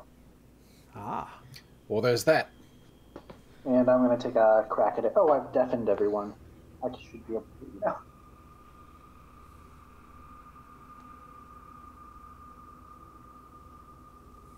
Yes, I can't hear myself anymore. Alright, so crowbar on door. Yeah, That's okay. a athletics. Yeah, that is going to open it. It's going to kind of make a little creaking noise as it does so. But the door is going to swing open finally. And as it does so, you're going to see a small office building here. As the door opens, there's little kind of startled lizards and things inside this building. They're just going to kind of like go flying, running in different directions. and kind of the smell of dampness comes from inside this building. All right, that I don't think Sky would be able to resist. So he would pounce at one of the lizards. I don't know if he would actually catch it or not. Roll me a dexterity check. This can be an acrobatics if you would like it to be. Yeah, I mean, I think they're not that fast. I mean, this is a pretty low DC for Sky. So I think if he actually wants to catch it, he can. This is definitely kind of one of those like lands, and then it's up to you how you want to handle that. He'll get a paw on the lizard's tail and just stop it there, and then realize what he's doing and just let go. Excellent. The lizard runs away. So inside this building, there are. I mean, it's obvious it was an office, but everything in here has just everything is covered with creepers and vines, and like any of the books and ledgers and things that we're seeing here, like they've just mildewed into like I think slime is maybe the best term for the condition they are in now. It's just this building is in very, very poor repair inside. The jungle has claimed it. It doesn't look like there's much in here that's of value. Does anybody else want to take a closer look? There's no hurt in it, I guess. Are there desks or something? Don's eyes will flare up. I doubt it, but who knows what could be here. Yeah. You're not catching anything in it. Red, if you kind of touch a desk and kind of put any weight on it, it's just going to kind of almost crumble underneath your weight. Like just kind of like not crumble, it's like a sagging wet, like the wood is just it has so much dampness in it that it's just going to kind of bend underneath any weight that you put on it at all.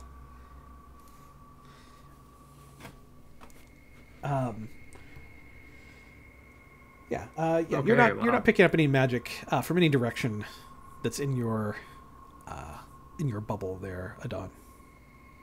Other than what's on the party members, obviously, but well, I don't think there's much left of this place. You're stone cunning. Like I think you definitely would recognize the work of dwarves here, though. This stonework is very much dwarven stonework, Red. I think that's something you absolutely would recognize. I thought that. Very good stonework. Is this second office building the one that has the axe marks in the door? It does, yes. All right, I'm going to take another attempt at opening this one as well. Mm-hmm. The crowbar. Mm-hmm.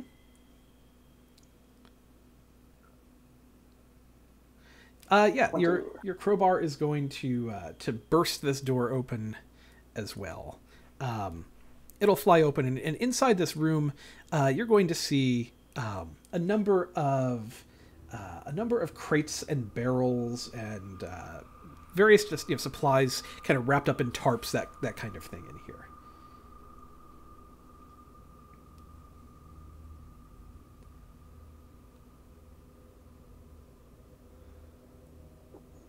Jarvis will step inside and start looking through the supplies that are in here. Okay. So a couple of these at one point stored water and food. It is not in good condition at this point. I would highly not recommend eating it unless you are really interested in some of the side effects of some of the jungle diseases. But the other supplies are still fairly usable in this room. You're going to find a lot of mining tools, obviously, right? Anything for stoneworking and ironworking. Lots of shovels, lanterns, candles, miner helmets. There's going to be some heavy gloves. There's some spare wheels, axles, and brakes for the Orc Hearts. There's some grease. There's a thick rope, or several thick ropes in here. There's tar. There's brushes, brooms, like any kind of supply that you could imagine you might need in a mine. It's in this supply house. I hope I'm sensing a puzzle right now involving minecarts and repairing them. I'm going to take a shovel because I don't think I have one. Adon will see Jarrus pick up some really heavy-looking gloves, and he'll be like, do you mind if I have those? Certainly. And I'll hand him the really heavy-looking gloves that I can have.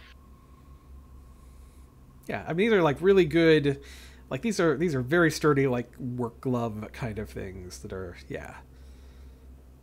You know. It's so when I go pick the herbs, the thorns do not get my fingers. It's always a pain in the butt to pick them out. They sting sometimes too. Well, now you get gloves. Don't pick a prickly pear by the paw. When you pick a pear, try to use the claw. Yes. Sky, you're great. I like you. Bare necessity. So what would you guys like to do now that you have... I mean, is there anything else, any supplies that you guys are looking for out of this room? Or are you ready to head into the mine? Or are you...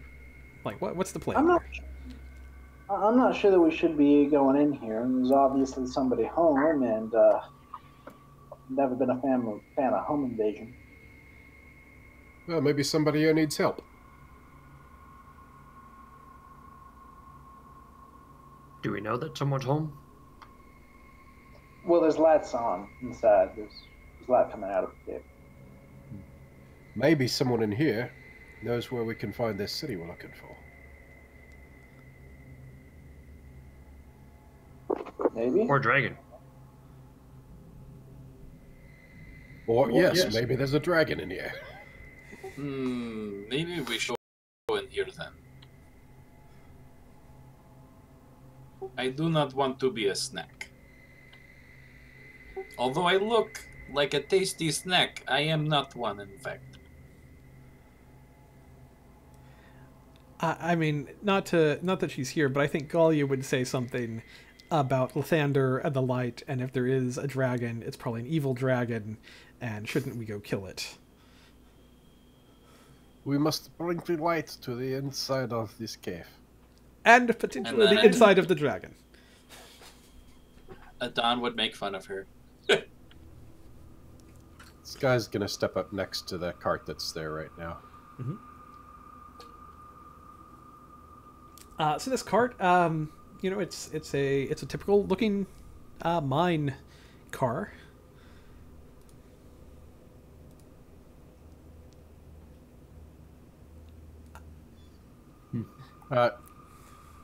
Can we tell by the flickering of whatever light is in there that the room continues left-right behind this pillar that's in front? Yeah, absolutely. And in fact, what happens inside this cave, as Adon is kind of stepping in to look, kind of poke his head in a little bit here. You guys just hear Adon say, "Holy shit." Yeah.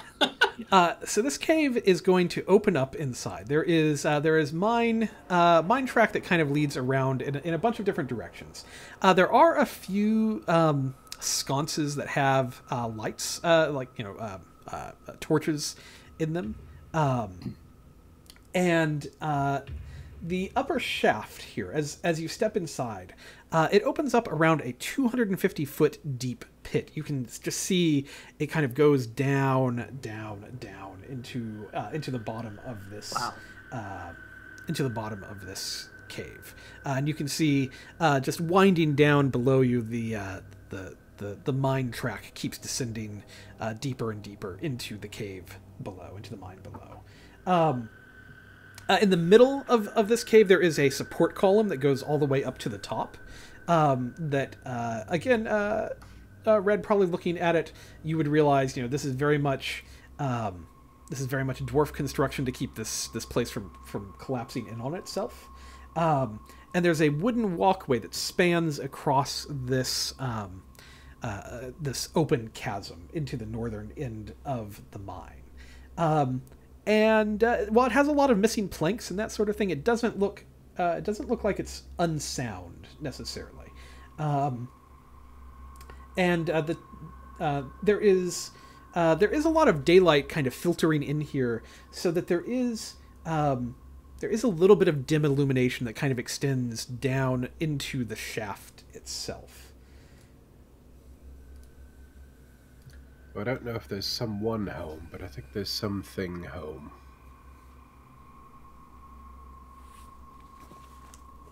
Yeah, I think we should announce our presence. We don't want to startle anything. I don't know if it's going to come to that. Well, we might want to surprise them. I'm pretty sure that this lit torch on the wall over here indicates that whatever it is somewhat civilized. Adon's staring at you guys, like, with his mouth like this. His eyes are like, what the hell are you guys talking so loud for? And he'll, like, gesture. That is creature. I see it over there. They can... Go back. What? Well, I mean, if... Can't hear you, James. Yep, we lost you, James. So, shouldn't we say something? Let them know we're here? What did they attack? Then we'll leave and be. But they look like... Okay, I have dark vision out to 60 feet, so what can I see over here? Over in the corner. Let's see. Over in the corner, you see a couple of small creatures, kind of standing, just standing, kind of leaning up against the wall, and like they're kind of talking to each other. These creatures are, let's see here. Let's pull up some imagery for you. They have a dragon-like or a lizard-like look to them. Kind of their skin is that reptilian sort of skin, and they have kind of a dragon-esque or lizard-esque snout to them. I'm assuming that all of you would in some way be aware of kobolds. Oh. Maybe not Jarrus. Maybe not Jarrus. I will leave that up to kind of your character. I mean, these are in like cities and that kind of thing. These are fairly common. Like in Baldur's Gate, for instance, like they kind of keep the sewers running and that kind of thing. So it's very possible at least you would be aware of these as a creature type if any of you have been to a city. If you haven't, you can roll like a nature check or a history check and see if you would know of them. Well, realizing they're kobolds, Adon would have had a much different reaction. He, like, gets really tense, and he, like, has his fist, like, clenched around the hilt of his sword. He's very upset. Why are you so worried about some kobolds? Adon, like, starts trying to shoulder past Jarrus to get back. Like to exit the cave? Yeah.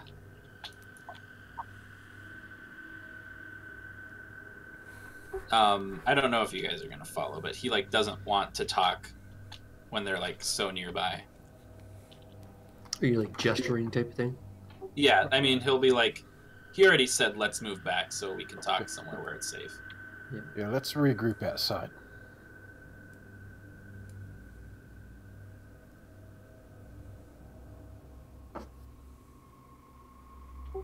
Look, I am sorry for the reaction, but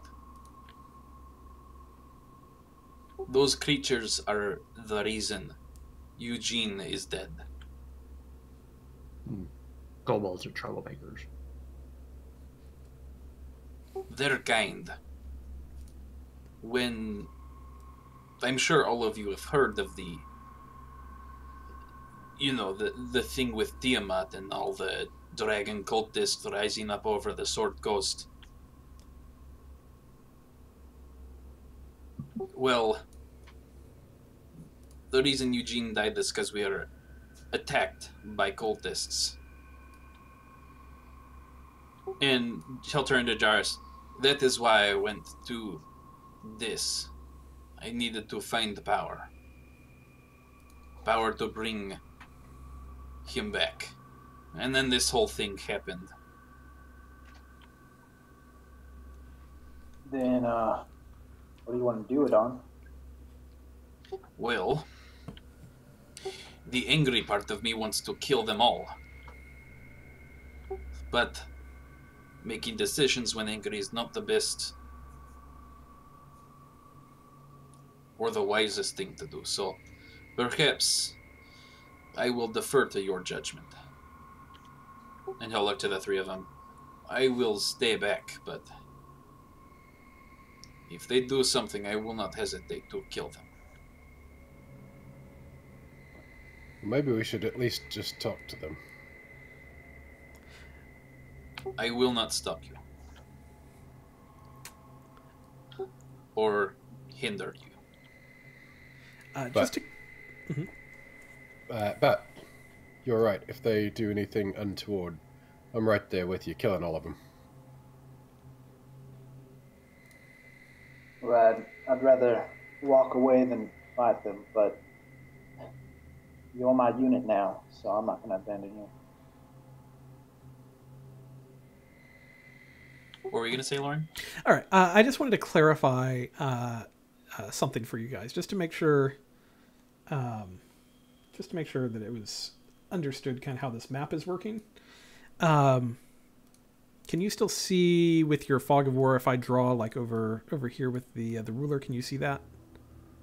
Yep. Okay. You can see the ruler, but I can't see the kobolds. Okay, perfect. So this area up here, this pathway and like the entryway where you were standing, this is 250 feet in the air. This mine path that goes around, I don't know how much you can see of it, but it drops down. So by the time you get into this area here and where these kobolds are standing, that is at 175 feet. So they are like you're kind of seeing down and into this cave entrance where they are standing there. Does that make sense? Okay. So we can't jump down the 100-something feet. The 75 feet? I mean, you can try to. I'm bad at math. Yeah, you can try to jump down it. You're welcome to try anything you would like to. What is that, D6 per 10 feet? Something like that. First 10 is free. So it's only 65 feet. Yeah. All right, Sky is going to, having recognized that we can't just walk around to the right, he's going to take the left fork this time and head on in this way. Jarvis will go with Sky.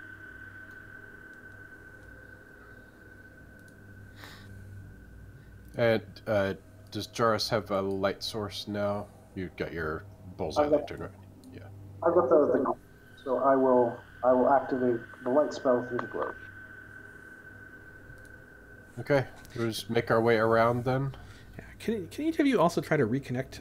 I'm not getting any video from any of you.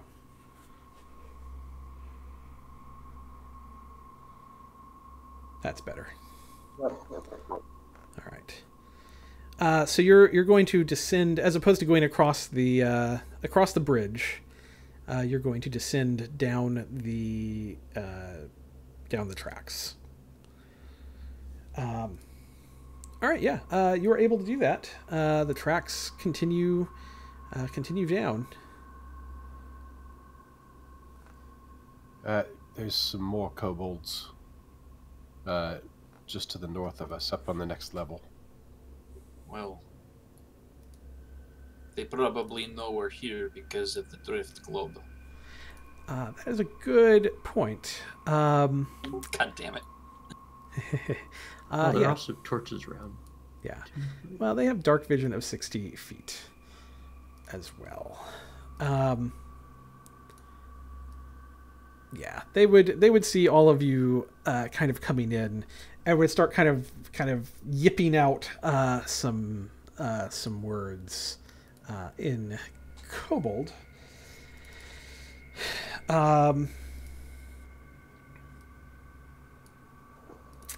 Which is Draconic, Hello I there. believe. In Draconic, I apologize. Do you guys speak Draconic? Does anyone speak Draconic here? Nope.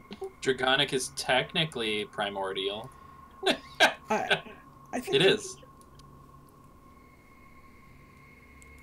Is it really? Yeah, it's another branch.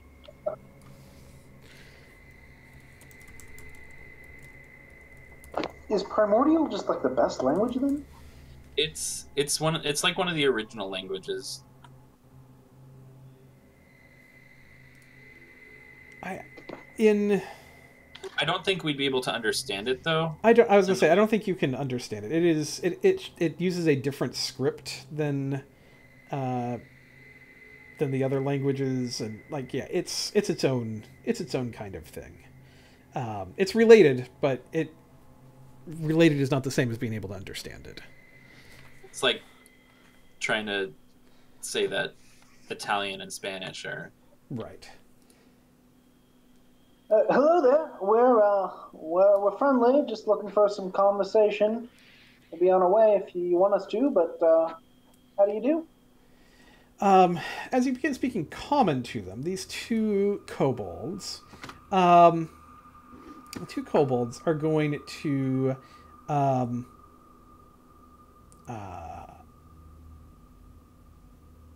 let's see, what is it that they really want to accomplish?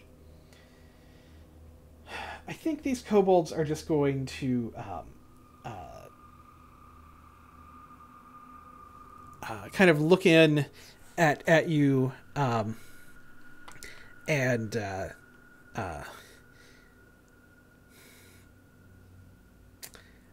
yeah, they're going to think for just, or they're going to kind of yell for another couple of minutes in Draconic. They're now actually going to switch to Common. Roll a persuasion check for me real quick and just see if you can beat kind of what they're after here.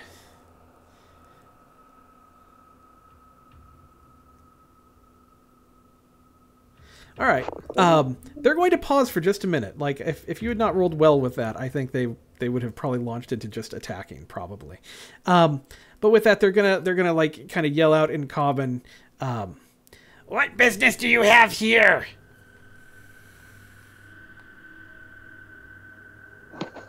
Go ahead, Sky. You're the one with the questions. We're looking for a few things in the jungle.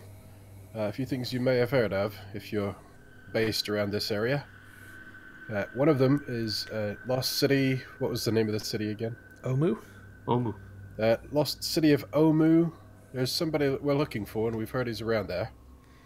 I think this kobold is going to kind of think for a minute.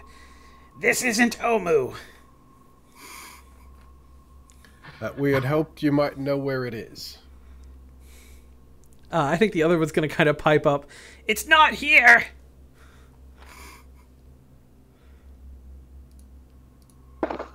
We're willing to trade for knowledge and some assistance. We have things you might want. What sorts of things? Do you have treasure? We have lots of treasure. And Jarrus takes off his ornamented helmet. I've got a nice pretty fish on this helmet. Could be yours. I think one of these guys is going to kind of step out onto the bridge a little bit to try to look a little closer at you guys from above and kind of like peer down at you. And like hearing this, I also think like these couple of guys over in the corner, because you know your voices are going to be echoing. They're going to kind of step out. Like one of them is going to kind of yell up at like in Draconic, like you know something in Draconic. And like the other one's going to kind of yell back down at them. And Blah, blah, blah, Omu. Blah, blah, blah. yeah, the first one is going to speak to you again. Well, we want your treasures. What information do you need?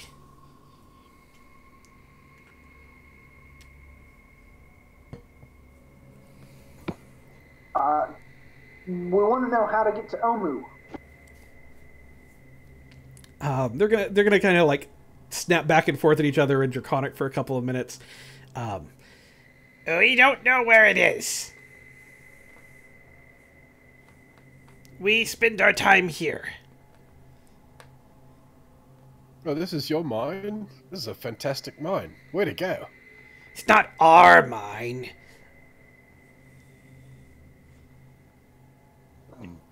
Well, if you don't know how to get to Omo, then is there anything we really need from them? Well, it's not your mine, then you won't care if we have a look around it then, right? Well, we take care of it, though. And, it's not your mine either. What? Who you take care of it for? For the master, of course. Oh. Are you in any way connected to the cult that worship Tiamat?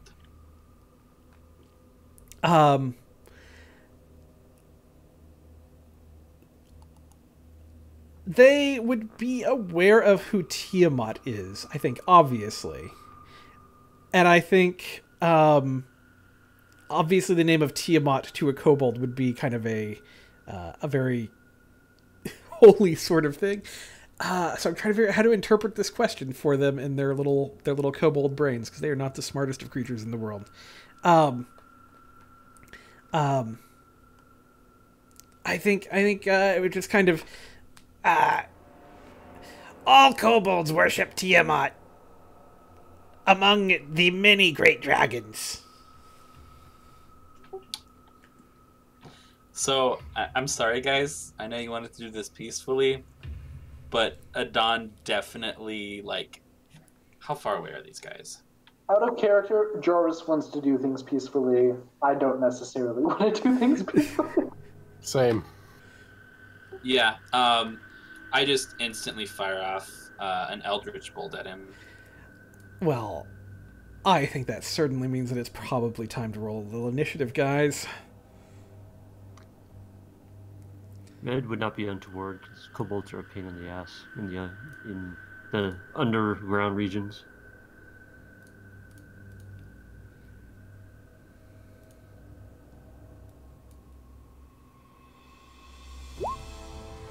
Let's see.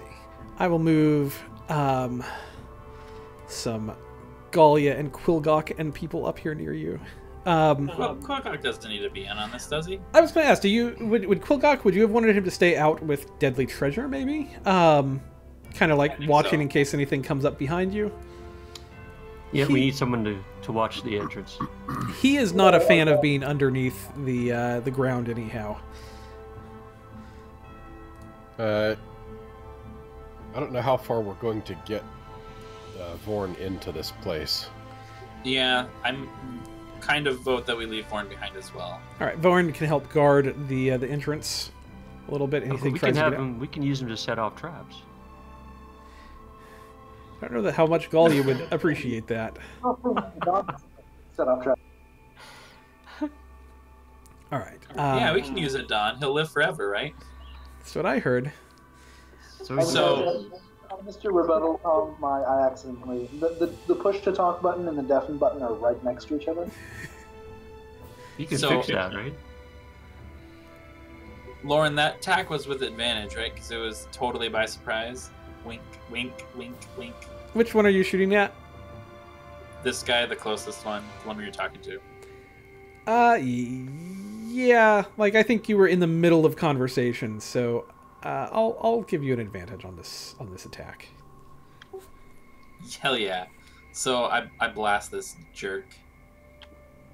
With the 16 Yes. I don't know if that actually hits, I'm sorry. for 3 damage. All right. Yeah, that hits. All right. Let's see what we've got here. Is there anybody else I need to roll any initiative for? Give me just one moment here.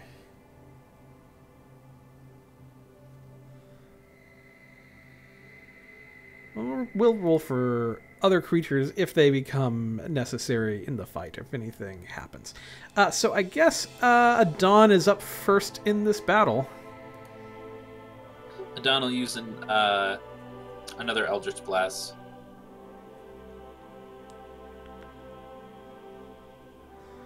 24 will hit. There we go. All right. Let's see. This I one- wish I had the that invocation where I just blast him away and knock him off the bridge.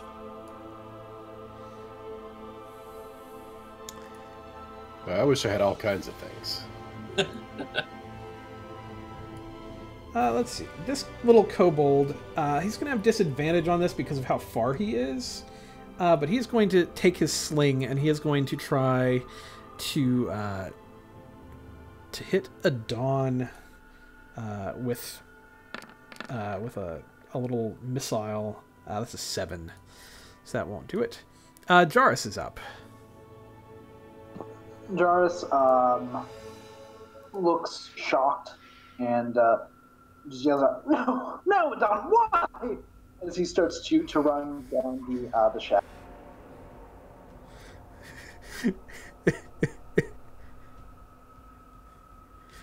Does he do anything else, or is it just... Oh,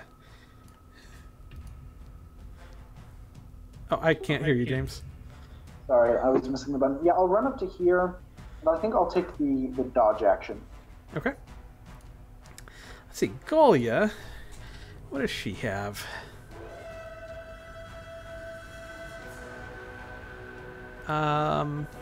She has a lot more if I actually select the select button and not the ruler. Alright. She has... Does she have any ranged anything? She's got a javelin. I should mention this guy would have kind of half cover from being up on the ledge above you. We won't go back for that, but that's going to give him a +2 to his saving throws. All right. Javelin. What's the different distance on javelin? She can get. Well, it's up into the air, so even if she gets close enough, it's going to be at disadvantage. She's going to throw it at that same kobold.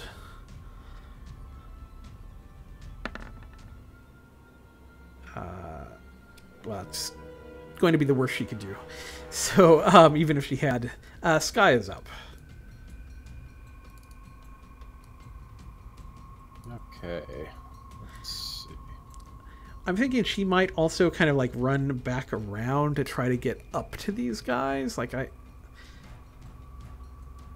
because you have some below you and you have some above you, and I think she would probably try to move back this way. All right, Sky. I'm counting squares. Yeah.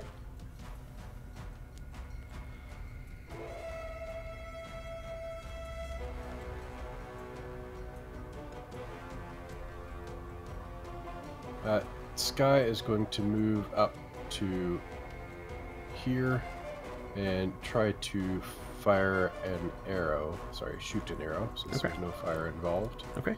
At the one on the bridge. Okay. The bridge is about 50 feet above you at this point. I can, if it helps, let me see if bringing these, well, not to token, to the map would be better.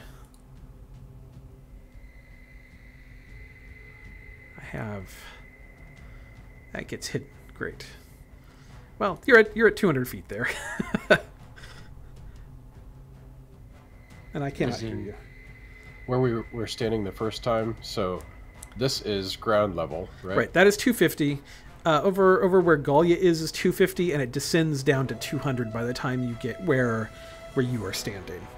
And by the time you get down to these guys, it's at 175. Got it. And then I can faintly see another bridge right there. Way down noticed that too.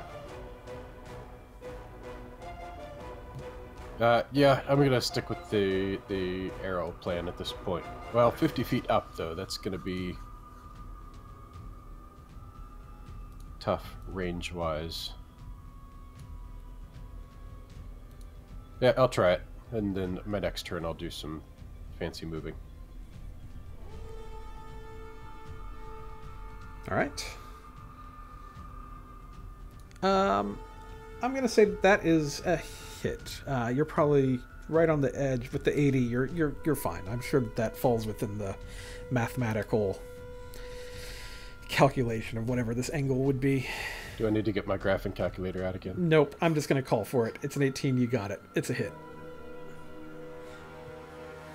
All right, that's 8 damage. All right.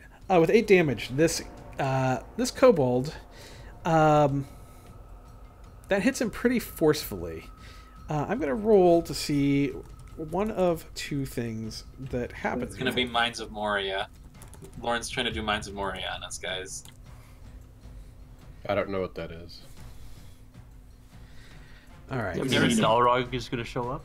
Never seen Lord of the Rings? I saw the first one and didn't like it, so I didn't bother with the rest. The body. It was in the first one. He was in the first one, yeah.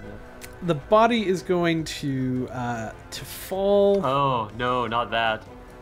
To fall down. Fortunately for you, we're gonna do one more check with it. Throw yourself in afterwards next time. All right. Fortunately for you, it is going to land because of where he was standing. He's going to go backwards over the side, which is going to land him on the ledge here where the mine track is. And even though he kind of slides a little bit and bounces as the body falls 50 feet, he is not going to fall into the mine shaft itself. Let's see. This guy is dead. This guy, on the other hand, let's see. This guy is going to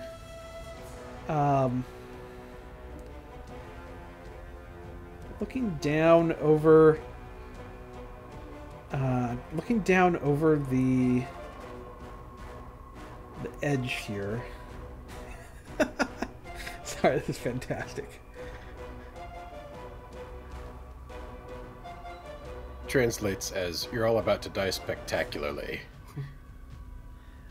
He's going to kind of lean down over the edge. And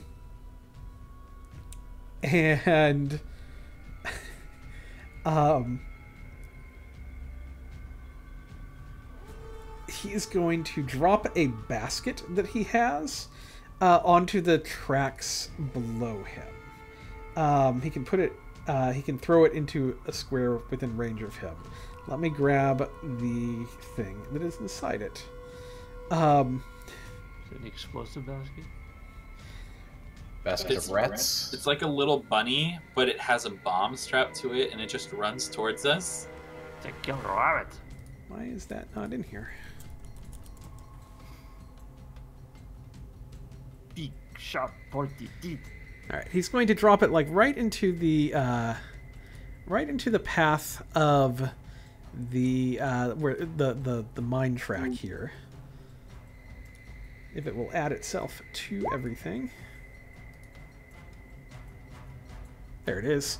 And as this basket kind of breaks open as it falls, you're going to see that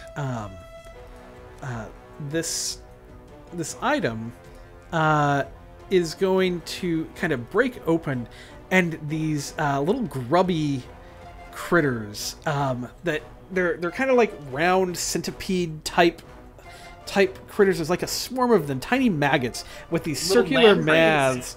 mouths that just like have these terrible little teeth in them. They're really ugly. Are going to emerge from this basket. They look something like this.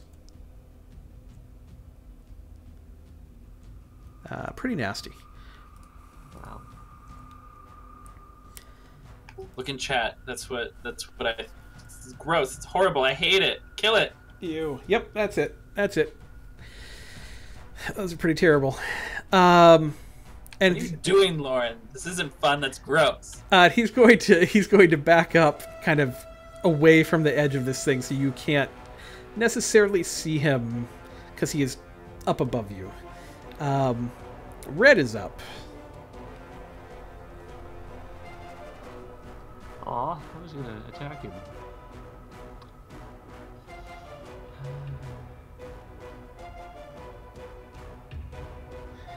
Red, Would that- you might be able to see him from, because you're kind of up on the, close to the same level as him now. He's just kind of has moved back into like the doorway at the top of this. I was gonna run this way, my 25, so I would be at the same level. So I don't know if I could still see him or not. Yeah, you would just be able to see him kind of backed up into the doorway up here. And I think I was in range, at least last time I went. Assuming you can see. Yeah, you can still see him. He's 90 feet away from you, but Yeah, well, I have a heavy crossbow, so. So as I'm running up the tracks, I'm pulling out my crossbow. I'm gonna take a shot at that guy. all right. I think I'll just do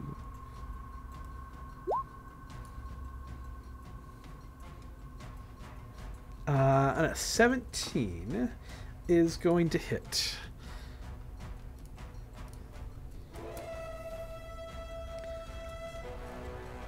All right. The kobold here at the bottom of the... he's going to kind of step back behind these crates and things that are down here and get into three-quarter cover. And he's going to take his sling. He really can't see anyone, actually, I don't think, because of the... he can see Gallia still. He's going to take his sling at Gallia. That's going to be a disadvantage.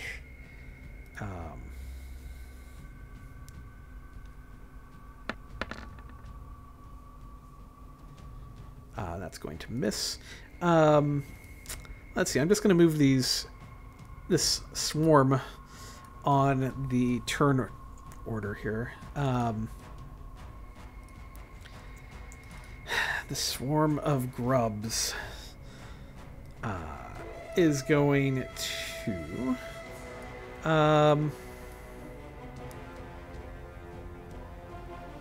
it can't move very far. It's just going to kind of slowly move, crawling across the tracks in this direction towards you guys. Adon is up, sorry. Yeah, Adon's seen those things. He's disgusted. So he's just gonna frickin' blast them. Mm-hmm. 23 will hit for 6 damage.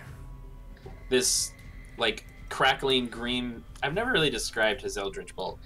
His Eldritch Bolt, like, comes out of his fingertips like a crackling green bolt of energy. And when it hits, it, like, makes a big old blasty sound because it's force damage. Yeah, several of these little maggot things get caught in this blast and shrivel up and die, but there are a lot of them, and they do not. They keep slowly advancing. I think this kobold is going to, seeing you guys kind of running back, he's also going to kind of come and take cover here. He cannot see Adon. He would be able to take a shot at Gallia with his sling as well before anything. Still disadvantaged because of distance.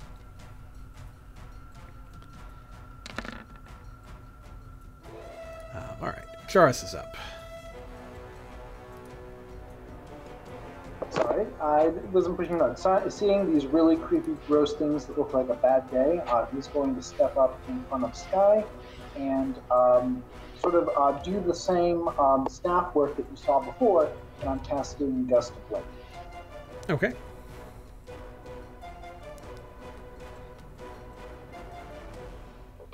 Just in that direction, that's my action, and that'll be my turn as well.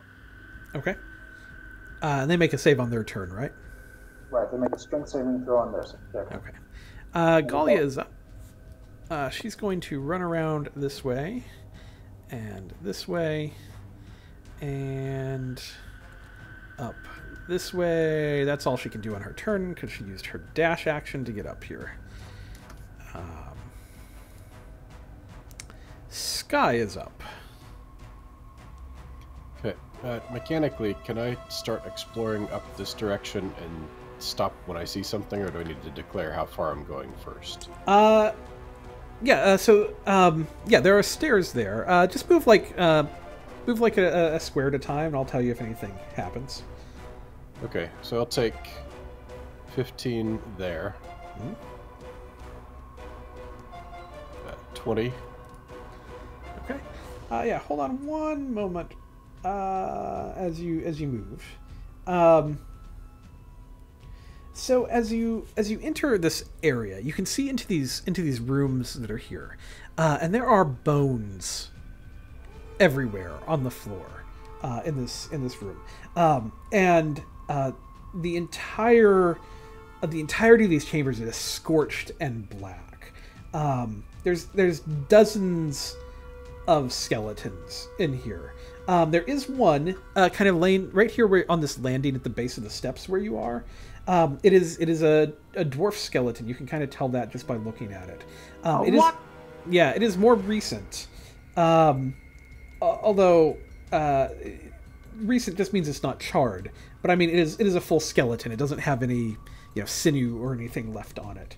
And it's kind of face down, and its head is in a position that and it's kind of laying in a way that looks like it was coming down the steps when it died.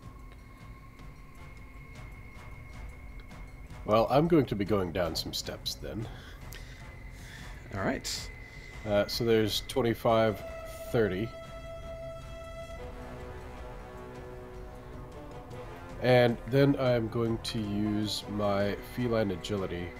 I can double my speed until the end of the turn. Once I use this trait, I can't use it again until I move 0 feet on one of my turns.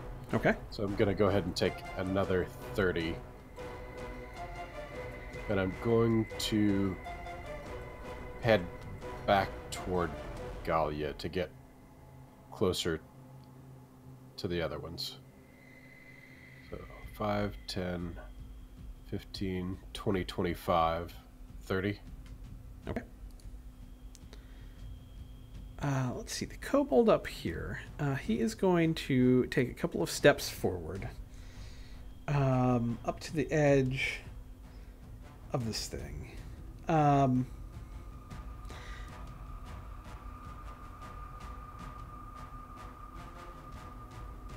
Actually, does he have any...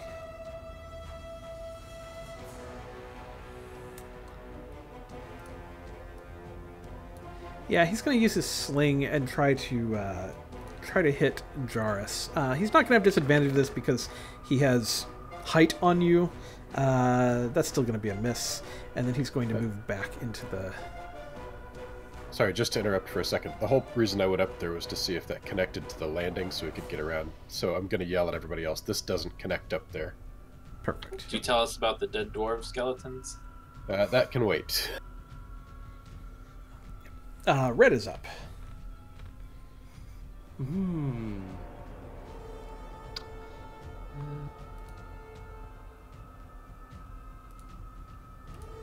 Yeah, I've been trying to figure something out, but anyway, oh,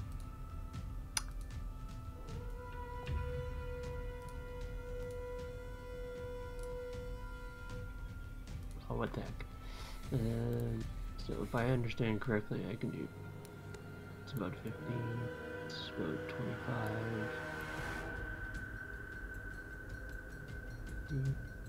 25. So I think we're going to try is use my action. No, Gallia's right there. I guess it has to be here then. And I'm going to use my bonus action. Yeah, it should be. Cast spiritual weapon and use it to attack this kobold down here. Okay. Since I only have 60 feet range on it. I think that's probably close to 60 feet. Well, it is, but it is also 75 feet down. Oh, right.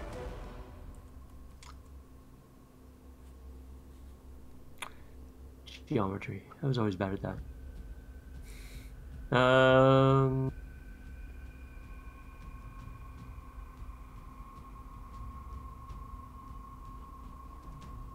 Crap.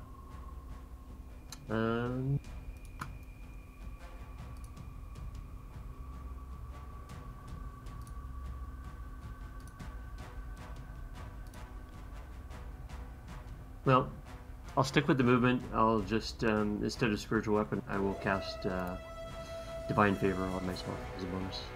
Okay. And you'll get a spell slot back if it counted both of those off for you. Yep. Okay.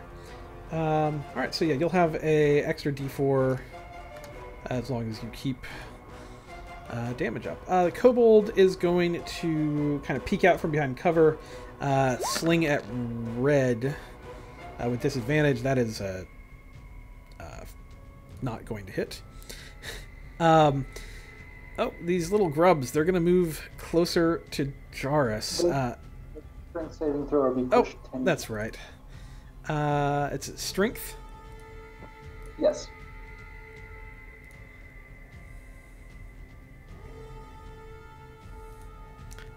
What's the save? It's an 11. Shockingly, they save. This will probably push the corpse as well. Question though, they are in difficult terrain. If they can only move 5 feet, they should only be able to move 2.5 feet. All right, fair. So they'll use the dash action to get up next to you. So you are engaged with them now. Yeah. Adon is up. Alrighty. Adon is going to run over here, and he's going to try and do something more effective.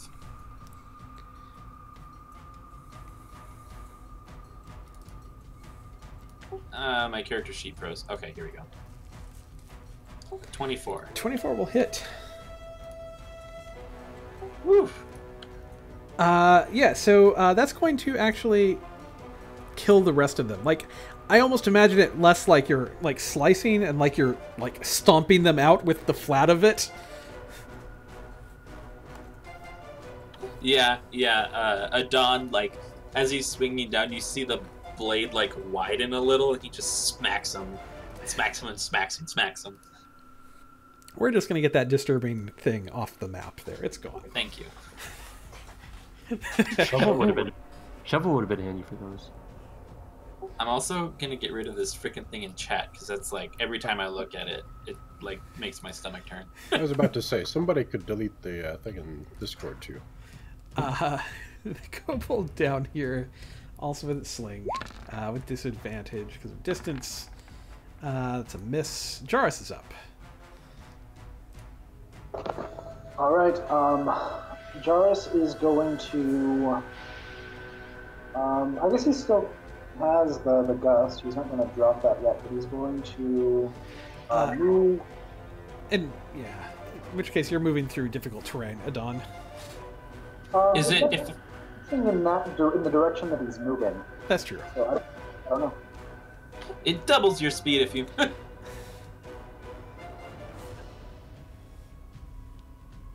So I'm going to take 10 feet to go up here. How high is this this ledge? 25 feet above you. All right, I'm going to start climbing. All right. Is it? That should be 50 if it's level with the entrance. All right. Yeah, I'm sorry. Yeah, it's 200. Or it's 50 feet above you. I'm sorry. You're correct. I'm still going to start climbing. Do I need to make an athletics check, or are there enough makeshift handholds?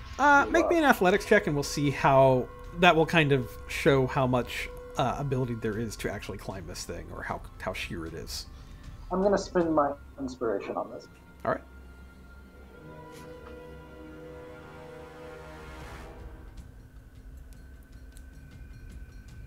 Uh, 17. Yeah, there's footholds and things to be able to start climbing it. But it is 50 feet above you. Okay, I'll start doing that.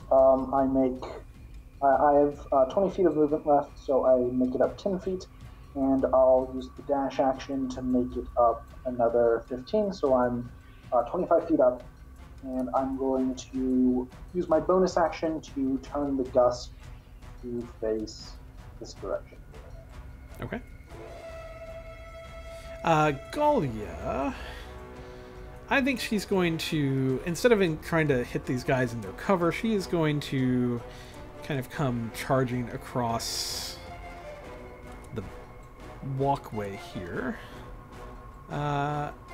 She's going to be right above Adon, basically. Sky is up.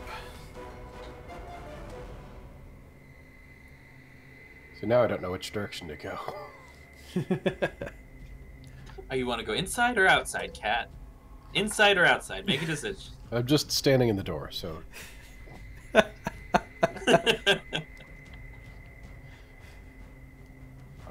I will continue on around back to where red is. So 1, 2, 3, 4, 5, 6, 7, 8, 9, 10, 11, 12 with a dash action. All right. This guy up in the doorway is going to see Galia running at him. He is going to...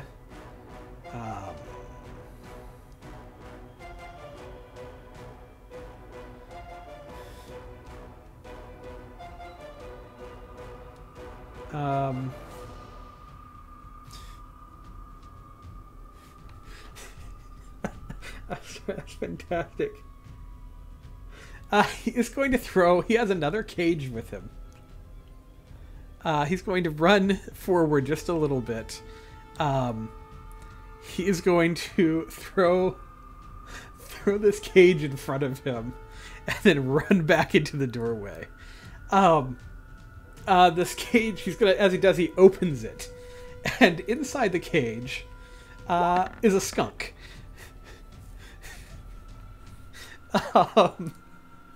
This may be my favorite thing that has ever happened in a game. So this skunk is going to roll initiative. Let's see. Where's Aza when you need her? We're gonna cute kitty! Oh, I miss Aza. Let's see. The skunk is going to get a 7. So let me add a skunk into the tracker. Oh.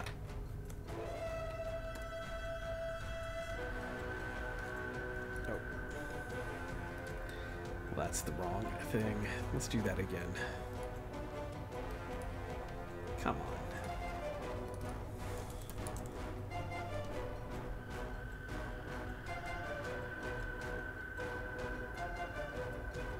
Alright. Here we go. We're going to drop a skunk into the room at the top of the ladder. And then it gets a turn. Which it got a 7.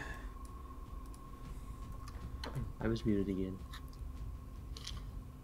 I just made a joke about smelly cats. Yes. Alright. And that is the Kobold Vendor's turn. It is Red's turn. There we go. Okay. So Red has been doing some really fast geometry calculations. I'm going to do 25 there, and based on my calculations, not going to do that.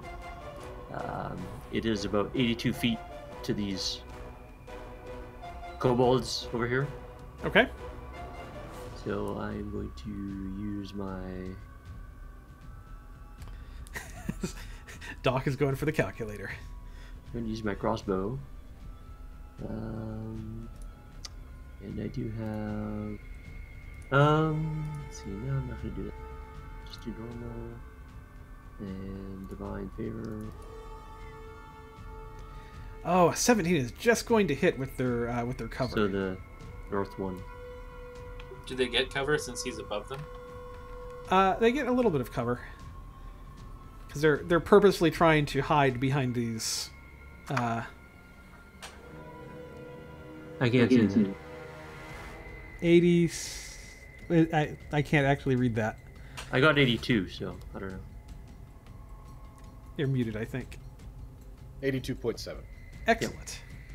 Good work, everyone. So that's a Bunch 5. of nerds. Jesus Christ. Okay. Look at all the keys on this thing. Yeah. Yeah, you do some good damage. That bloodies this kobold. Yep. Let's see. Well, since I'm using a crossbow, my war priesty thing doesn't matter because he can only attack once with a crossbow. So I think that's it. All right. The skunk is going to move into the bridge because this is the closest person to him, and he is What? he is pissed that he has been confined and thrown, and he is going to attempt to spray Gallia. Gallia has to make a Constitution saving throw. I can hear Patsy's voice right now. Oh, Lathander. Oh, Lathander. Gallia is going to make a Constitution saving throw. I don't know why this makes me so happy. I hope this works. These are the kinds of traps I look forward to. Okay, she is going to save. So if she had failed, she would be retching and not able to take any kind of action for a minute. I still think that Dancing Sickness was a better one. All right.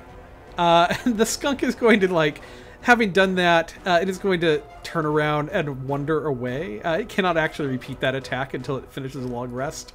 And I think Gallia is not going to... I feel like she would be kind to a skunk. Kobold, who just got hit, he is going to, with disadvantage with his sling, try to hit red up on the bridge. That's a 9. And that having failed, he's going to kind of retreat around the corner here. Where I don't think you can see him. Dawn is up. Yeah. Don was right here. Yeah. Don is going to be... Oh.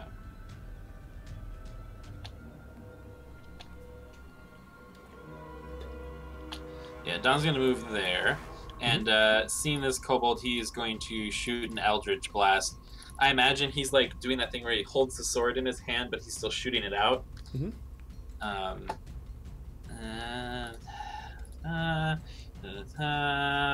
Bam. That's going to miss. Even without the dodge or without the hiding, that would still miss. Don growls. Yeah. This kobold is not a fan of this this thing you have done towards it, and you are now within. Yeah, you're within. If it moves up here, you're within attack range. So it is going to take its sling, and it is going to sling at you with a 15. That would still be 80 feet, right?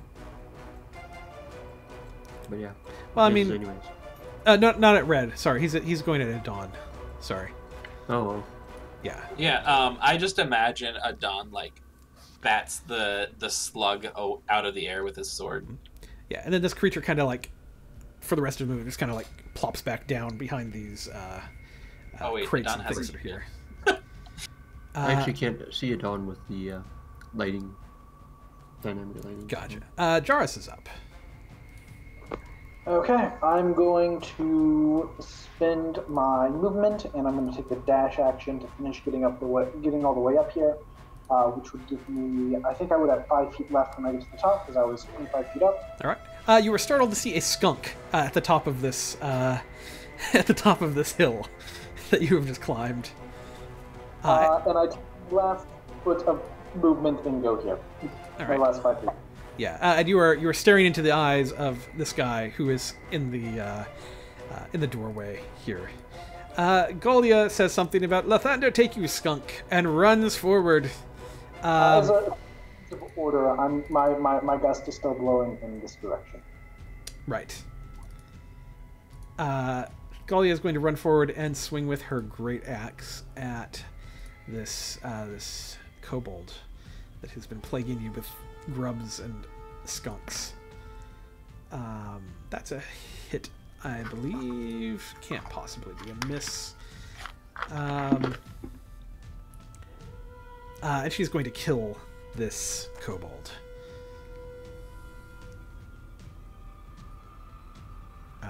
Sky is up. Okay, Sky can dash to right there. And we'll do so.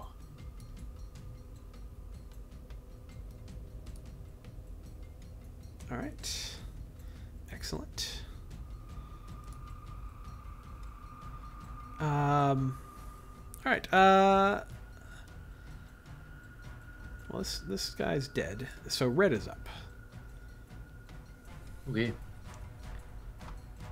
Crossbow to the guy I can see down there. Okay. That's a hit. Total of 6. Yep, excellent. That bloodies it. Oh, I will. I'll still move 5, 10, 15, 20. Let's try here. That's it. Okay. All right. That kobold is going to do stuff that you can't see. Adon is up. Yeah, Don is going to rush forward, and he's like, I don't know if this thing is crouching down, but he'll like peer down, and a devilish grin will appear across his face, and I just imagine like the torchlight shading Adon's face in a really creepy way, and he'll bring his longsword down on this jerk. Indeed, he will.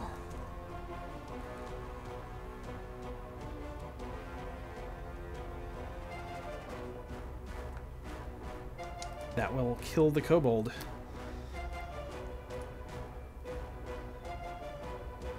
I just decapitate him. All right, Jarrus is up. Galliard, no! Why? Jarvis grabs his head takes his head in his hands and turns around to look at the rest of the fight that's happening in just despair and takes no actions. Okay. I will say, for the moment, you all are out of combat, actually. Adon's gonna... I can see some more from where I am.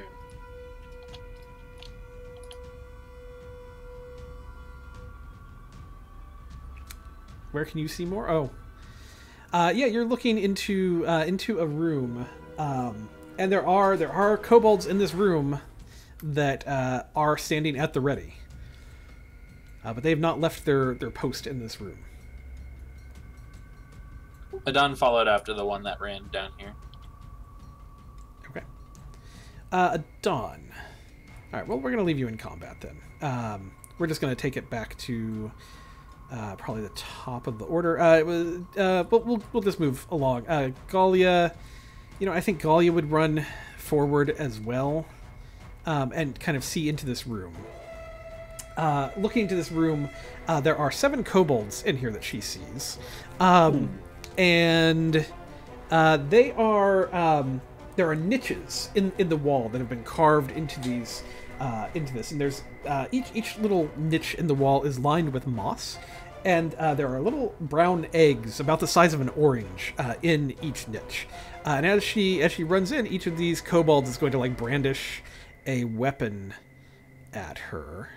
And I'll have them go ahead and roll initiative since we're doing that. So that was Galia. So Sky would be up after Galia. Sky will go ahead and dash up to... Oh, I got caught. He'll be right there. Okay. All right. The kobolds in this room. This one's going to run forward. It's going to brandish a weapon at Golia. It's got a dagger that it is just holding up to Golia, and it's just he kind of hisses at her in common. Leave this room at once. And is going to make a attack with the dagger at her, just to try to hit. 17 will miss. This one is also going to run up and just kind of repeat as well, like, Leave! This isn't the place for you to be. And is going to swing with its dagger. He has advantage because of pack tactics at this point. So that's actually a 23, which is going to do 5 damage to Golia.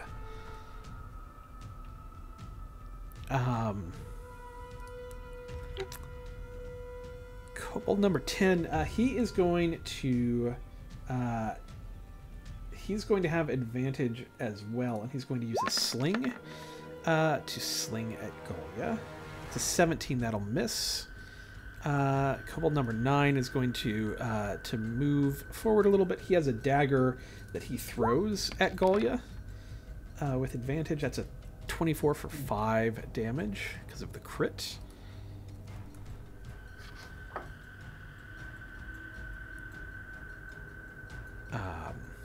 Red is up. Well, I don't see nothing nowhere. So I will move 10, 15, 20, 25. I still don't see anything. I think there's anything else I want to do at the moment. I guess I'll use my action to move. All right. 15, 20. I mean, I guess I sort of noticed everyone kind of going this way, so that is what I'll do. Okay. So I guess that'd be about it. Okay.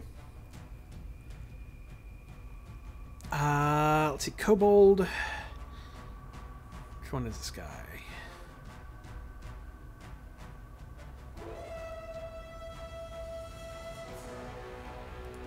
Why am I not seeing this Kobold light up? Apparently there's a Kobold whose turn it is. Might be one that died. Maybe it's not lighting him up.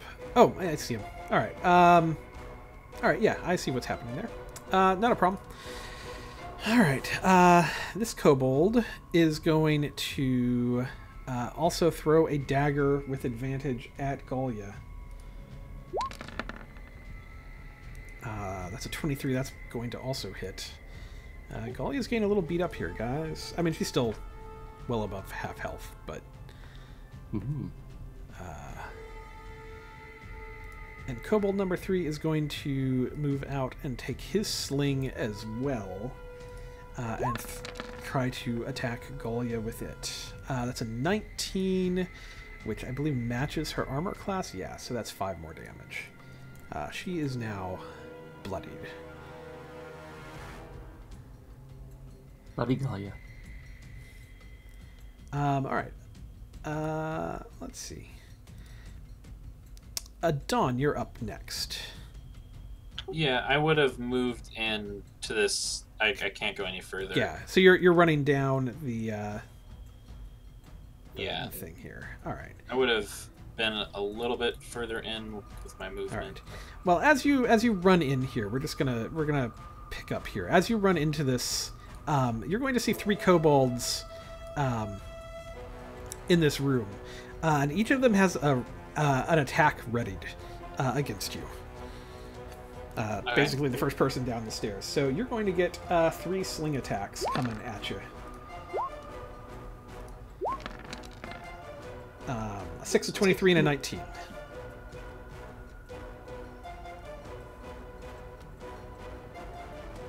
Yeah, Adon will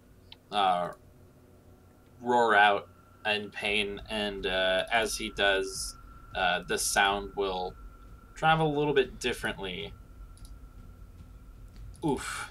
Yeah, and that'll be centered right here. Okay. They need to make a con save. So that's 3 con saves. A 0, 9, and a 15. So the 15 will save. But they all actually die, because the one that saved is... Yeah, they all die. Let me make sure I record that XP for you.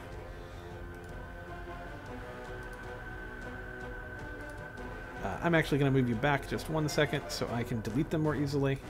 Oh, sure, sorry. And then you can move back in. There you go. Yeah, that'll be Adon's turn. There's no other enemies around, it looks like. Okay, let me just tell you what you see in this room as well. So in the middle of this room, there's a fire that smolders in a pit. You can see that there's some lizards and bats and some quippers that are roasting on sticks that are propped around this fire. That's probably all been destroyed by the Shatter. Yeah, that's what was there when you came running in. And it is providing some illumination into this room as well. All right. So let's go back over to the kobolds that are doing their thing up here. I think this one's going to move kind of to the back. Seeing Galia, it is going to sling at her with advantage. That's a 23. That's another 5 damage to Galia. She kind of needs to get out of here if she can. Come on, there we go. Jarrus is up. Jarrus begins to bite his lower lip as he charges in after the sounds of combat coming from down the stairs.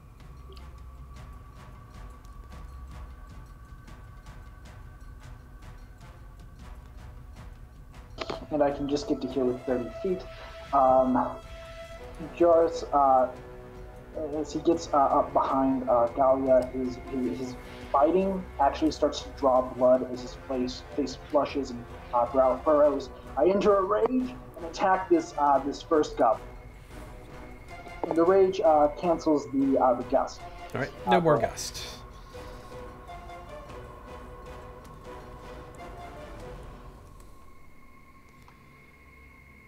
Okay, normal roll.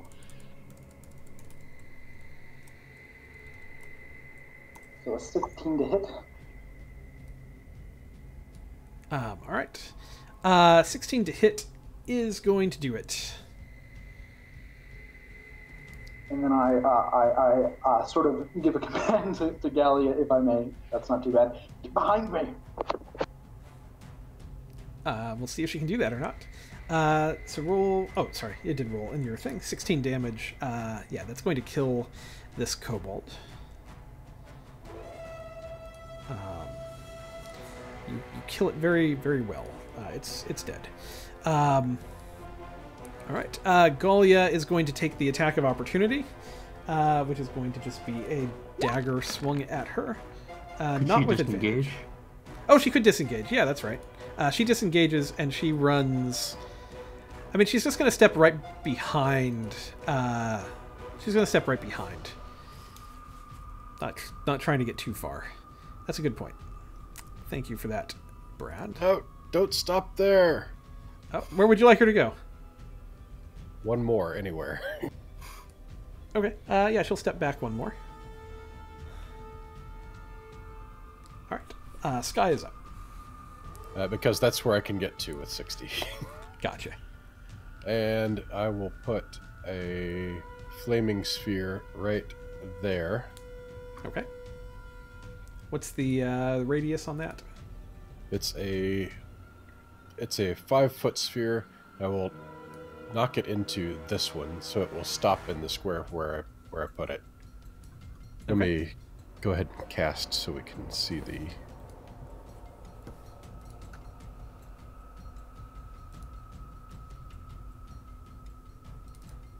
right, so it really doesn't have much of a radius. Okay, a 5-foot diameter sphere of fire appears in an unoccupied space. Any creature that ends its turn within 5 feet of this sphere must make a dex saving throw. 2d6 fire damage on a failed save, or half as much on a successful. Okay, so it does have anything that ends within 5 feet of it. That's right. Okay, so we'll give it a 5-foot aura. All right, excellent. All right, and then any creature that ends its turn, and the one that was that you batted it into, there was an attack, right? That's right. All right. So dex save DC 12 for half. All right, for half. Kobolds are fairly dexterous. Let's see what it comes up with here. 18 will save, so it'll take half damage. You know what? That's still going to kill it, though.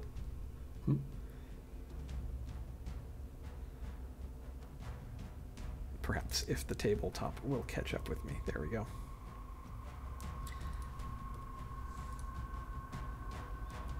All right, we've got some kobolds who are up.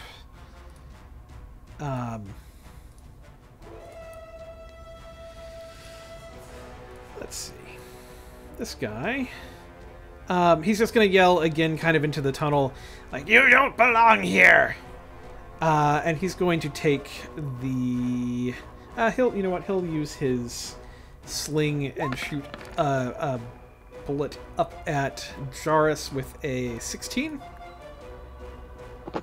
16 hits. So you'll take a damage point. Yep, just one. Yep.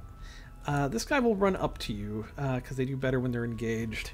He can't run through the sphere, so... Oh, he can't run through the sphere, that's right. And he is starting his turn next to this, isn't he? Or the last one was, actually, I mean. It's end next to. Okay, in next to. Gotcha. So, well, the last one ended his turn next to it. So he needs to make the save. Right? It's also the dexterity save? Yeah, dex save or 2d6. He fails, so he will take 2d6. Let me roll that. Where's my mouse? There it is.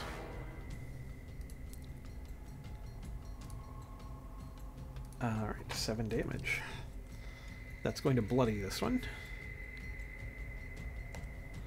Alright, this guy is going to... He's back far enough. He's just going to take his sling and also try to hit Jarus with it. That's an 18. That also hits. Alright, so another point of damage. Adon, moving over to where you are, out of the shadows nearby,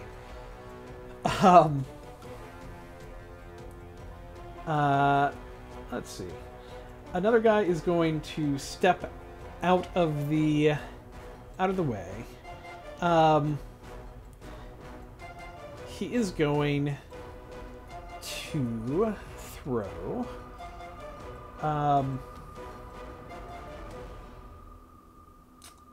What is he going to do? Skunk? Yeah.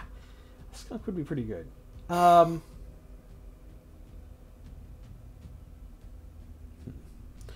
he's going to throw a small bag at you. And it is going to land at your feet and break open.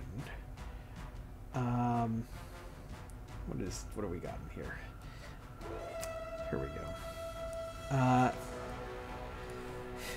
go. In front of you, out of this bag, a swarm of wasps is going to emerge. Oh. We're just going to handle them here on the same initiative as this kobold here. Well, actually, it rolls initiative, it says. Alright, let me roll initiative for it. I hope Adon's not allergic to wasp stings. Where are we at in the order? We had just done... We're on the third kobold. That's also going to mess... You know what? We're just going to handle it on this kobold inventor's turn. It's going to... it's just going to be right here in the order. Just because it makes sense for it to be at this spot in the order. It is going to try to bite and sting at a dawn. Perhaps.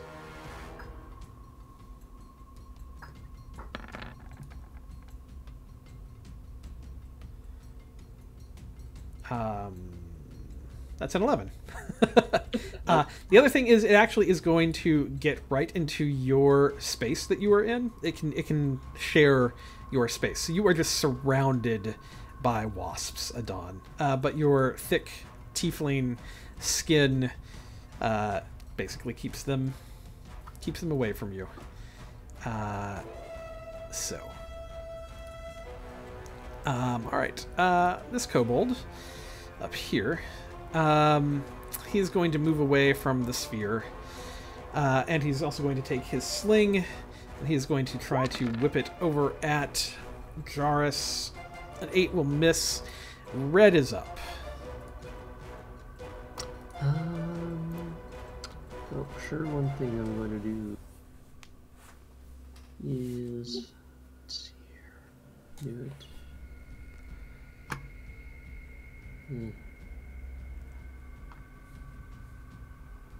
That's for Galia. Alright. She will take happily those 8 hit points. She's down to 13, so... Now, if that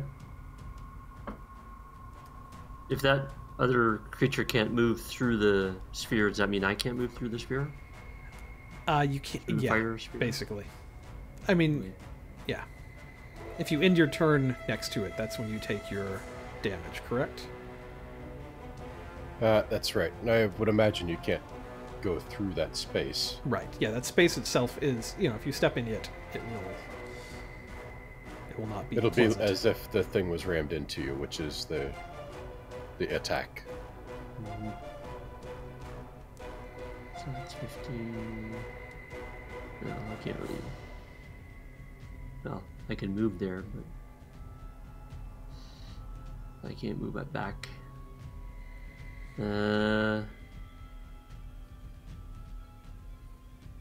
Crap. There's space right beside Galia there. Yeah, I guess just so. enough. Yep, that'll work.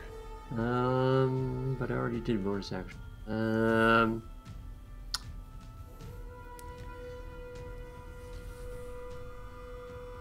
don't know.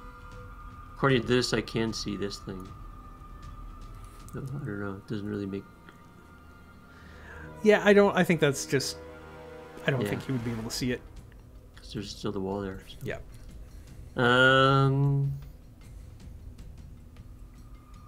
See, I did means I can't do another spell, so...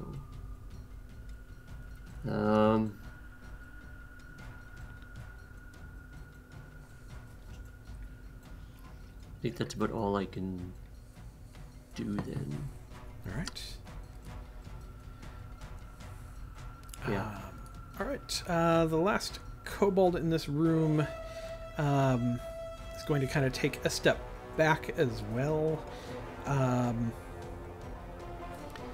He is going to ready an action in case anybody enters the room, I think.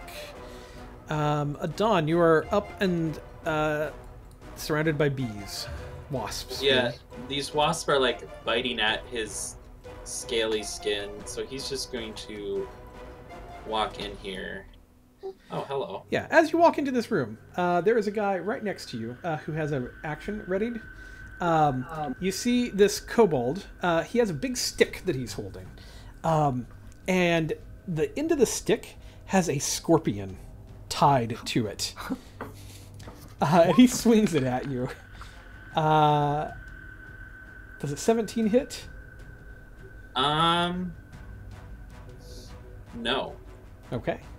Well then good. So the scorpion like doesn't have its tail extended right, and this just kind of bounces off of you. I love the fact that scorpion on a stick is an item. So that was his ready to attack. Yeah, Adon will return that in kind and attack him with a green flame blade. Okay, it was this guy to the left, by the way, who did that. 12 is just going to hit. Whew. Also, you would have taken an attack of opportunity from the swarm of wasps around you. Sure. Let's do that real quick.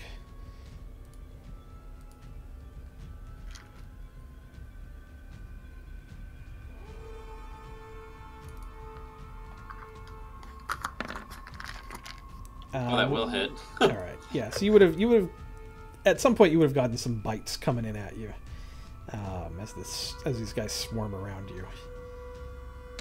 So that's 9 damage. All right. And then you do 11 damage, which is going to definitely bloody this kobold that you are seeing here. Oh, I'm so sorry. I would have. No, it's too late now. Oh well. I was going to say I casted Hex. All right. And the other kobold will take 5 fire damage. 5. All right. 5 more damage. All right. Kobold's up here, continuing just to kind of yell in a mix of draconic and common, like don't come in, yeah, blah, you know, what, all that kind of stuff.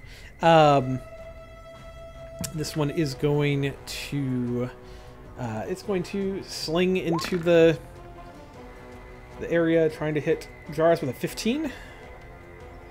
15 is my AC. All right, so 3 damage. It is Jarus' turn. Actually, do I have any like half cover from being inside of this, like being a ways from the entrance here? I think it definitely could see you in here. Like if it just stepped up one, it could see you perfectly. So, Yeah, like it would. I think I get any cover. I don't think with your rage that you were covering, that you were trying to hide. Well, I mean, I'm not trying to hide. It's just the topography of the wall. But if he moves, then yeah. He would have stepped forward and then stepped back. I just trying to do a little economy of movement here.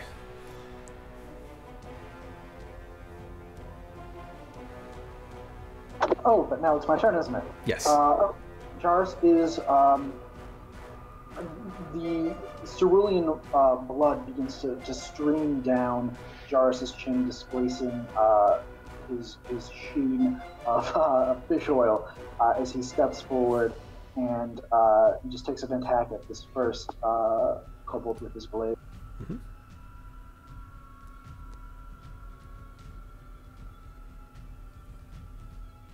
Ooh. That will kill this one. I assume I don't need to roll the extra damage. No, no, he is well dead. And then I'm going to step further into the room over his course using my my action surge. I'm going to take a second attack at this one, which is within my reach. Okay. Remember, if you end your turn right there, flaming. Right. I mean, I need to. I think it's worth it tactically to like let people in and out and like make room for that, even if I take like one turn of damage.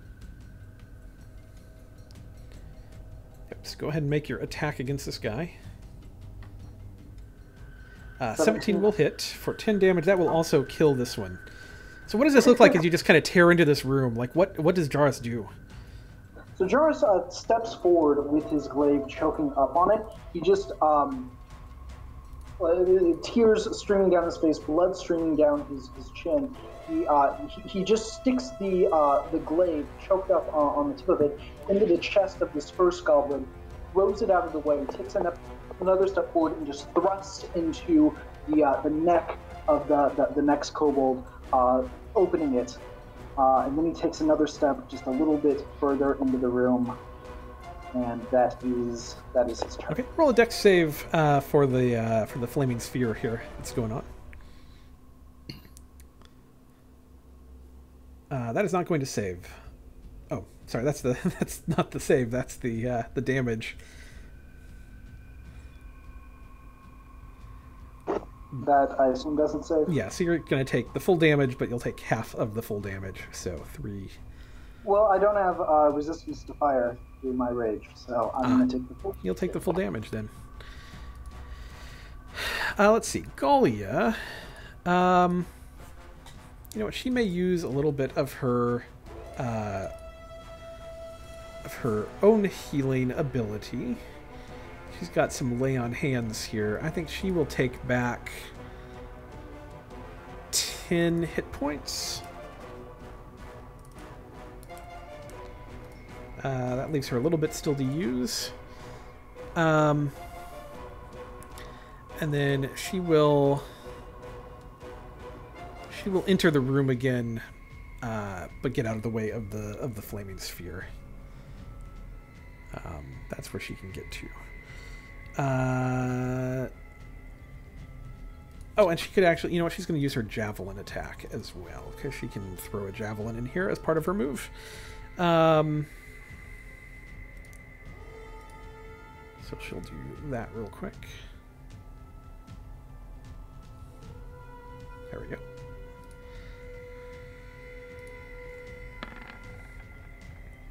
But that will miss. So, alright, Sky is up. Okay. So Sky will move over to there. That was 3, 4, 5, 6. So there's the move. The bonus action, I'll move the flaming sphere to here and ram it into that guy. Okay. Which direction are you hitting? Upper right.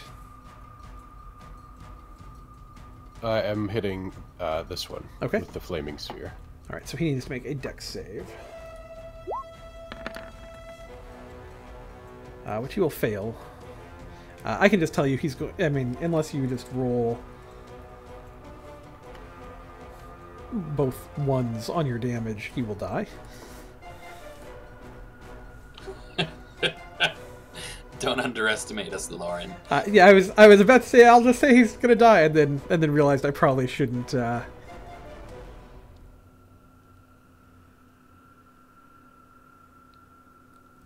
Okay, so I need to roll a 2d6 there. Yep.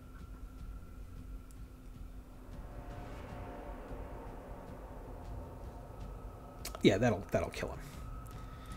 It's another one gone. And then for my action, I will claw attack the one in front of me. The one not in the sphere. 23 will very much hit this one. And also kill it.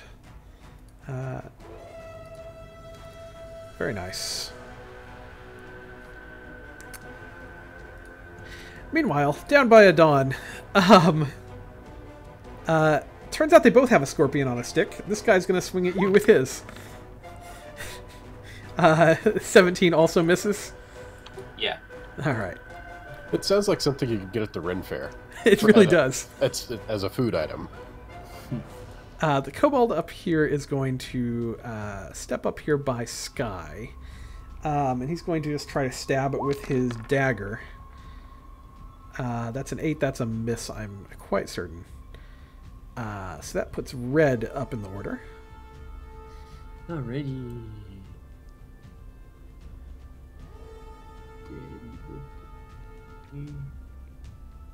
Oops. Set to about 25. Let's see. I saw my crossbow.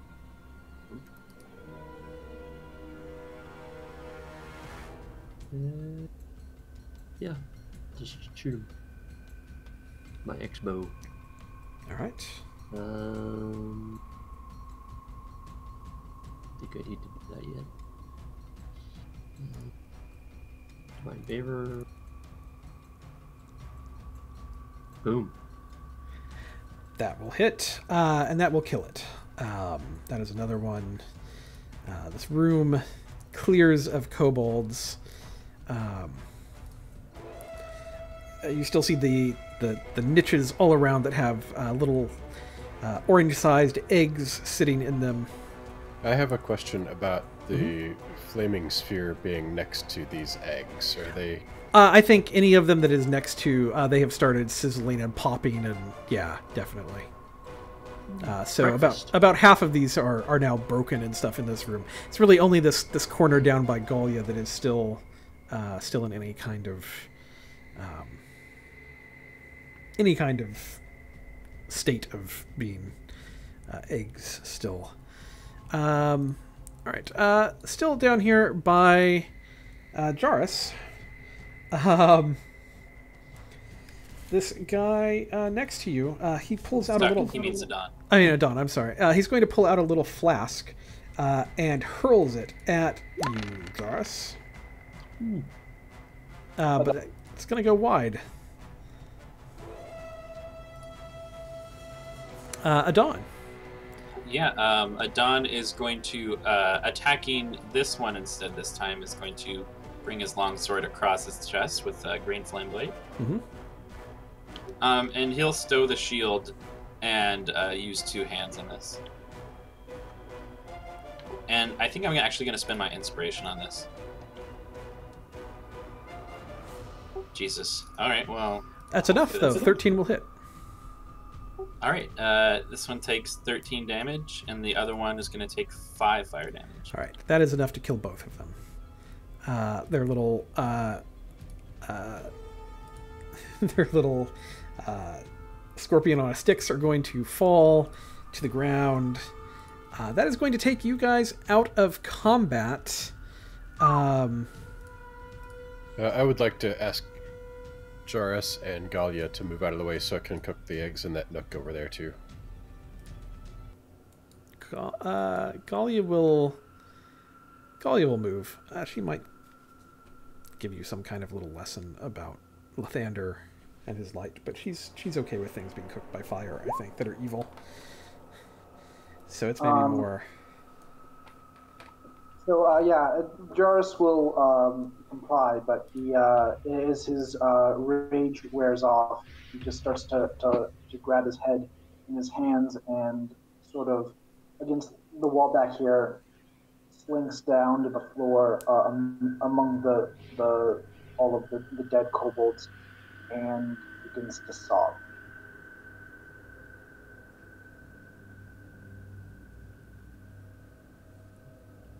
You have kobold friends, buddy? Not supposed to kill Earthfolk. Well, these Earthfolk were certainly willing to kill you. Not supposed to kill Earthfolk. So, while the emotional trauma is happening upstairs, Adon is looting these bodies. I will end concentration on the flaming sphere so we can all move around freely. Okay. So the kobolds, they're not really carrying a whole lot on them. They don't even really have much by way of armor. Their armor is natural. They just are carrying a few little daggers and slings and ammo for the slings. That's all they've got on them.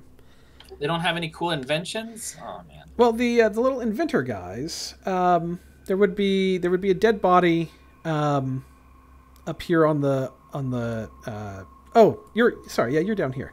Yeah, they roll a, let's see, roll a D. What do I want you to roll for this? I'm looking at their inventories. Let me see what else they've got on them.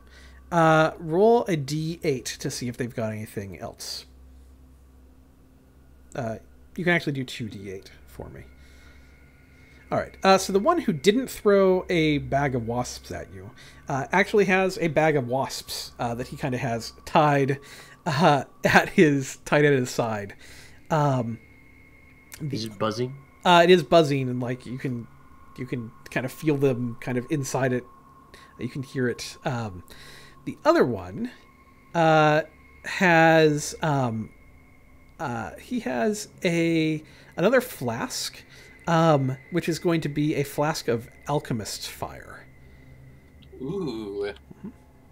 We actually have another one of those. Didn't we grab one of those from the castle? There was some treasure with alchemy. Yeah. There was the alchemist jug.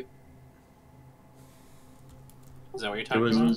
No, there was a flask of alchemist fire too. in the Turtle Island castle? Oh, if there was, Golly grabbed it because I Yeah. didn't. Oh, okay. Well, this one you can definitely grab if you would like it. Yeah, I will. I will pick up the alchemist fire All right. and judge how poorly it was made. I mean, it'll still work. But it is definitely poorly made. Sky, will you do a thing for me? Just as you had exited this Nursery. the nursery, will you roll a D100 for me, please?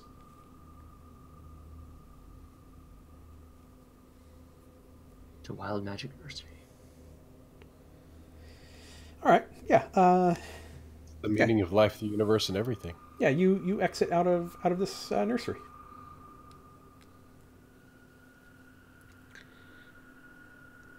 So that's fine. What are Red and Jar? I mean, Jarrus is sobbing and so forth. Is there like what? Oh, the skunk is going to scamper away somewhere. What would you guys like to try to do? What is the plan here? Obviously, we're close to wrapping up for the night, but like, what would you guys like to think about as you? We should try to find Adon.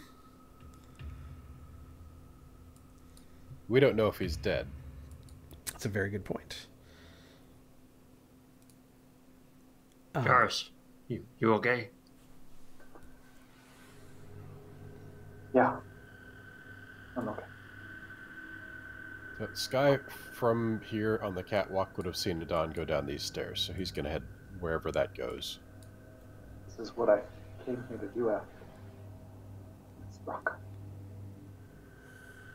Jarrus will pick himself up, and I guess if Red and Sky are looking for Adon, follow them to find Adon. Okay. Go ahead. If you're headed out, also roll a D100 for me, please.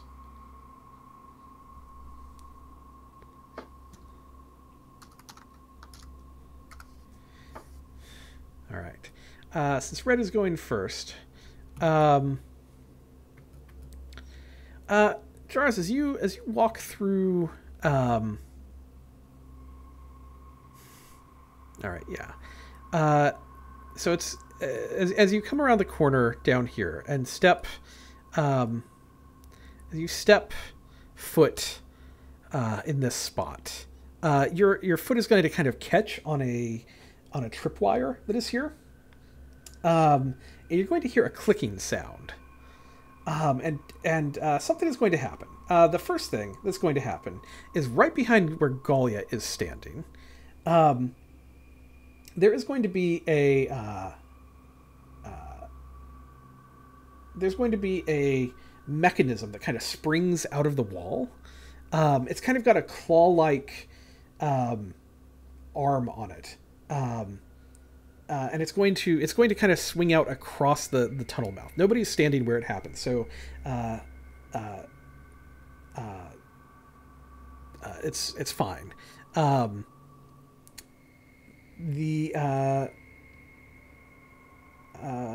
Let's see. Yeah. Fortunately, she was not standing on it.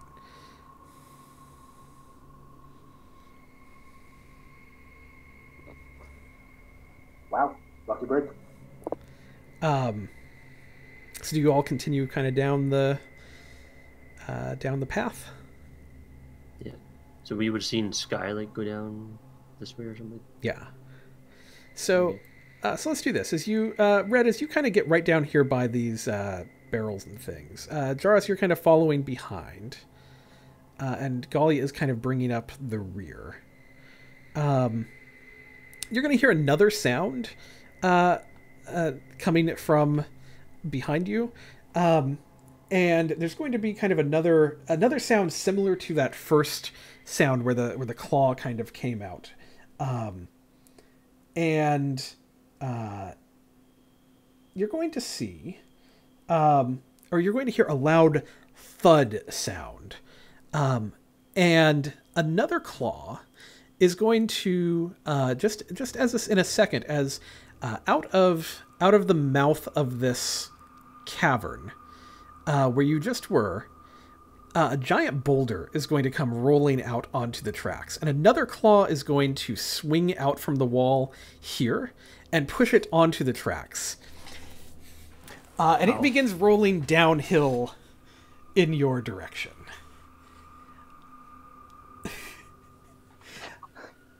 Doris yells out, "Get out of the way!" Galia, Dex save, please. Ola Thunder. Yeah, I think there's probably enough time for everybody to dive off the track just because of how this is going. Yeah, and this boulder is going to roll past you. And it's going to keep going down the track. It is directly following below, and it's just going to go straight past, like Red, right where you are. You're going to see this boulder just go straight down. And Sky, you'll see it here at the top of the stairs. That is probably, fortunately, you weren't in a minecart, say, or something like that when this boulder was chasing you down the. I love this trap. So, what I'm going to do, I'm going to move all of you down over by where Adon went down to the next level, down these stairs. And that's probably. Did these stick around or did they leave? The wasps are still swarming around, but like they've kind of flown off to do their own thing. I'd say they're not attacking anymore. You guys just seen bodies piled up at Adon's feet. It's a very gory scene. He's like dripping this Icarus black blood. You doing okay there? I am doing fine. Is that your blood or theirs? Both.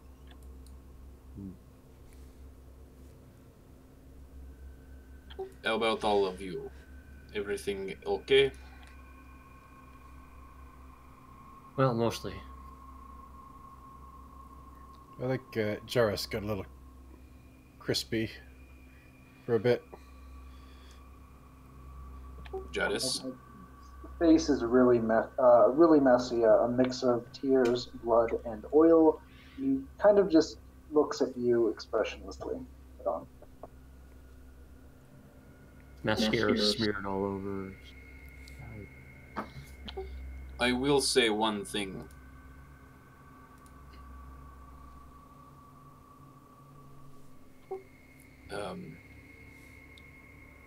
This is to me as Umberly is to you.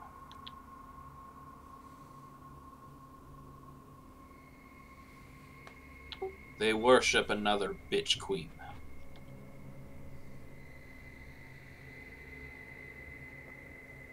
Jarvis has nothing to say.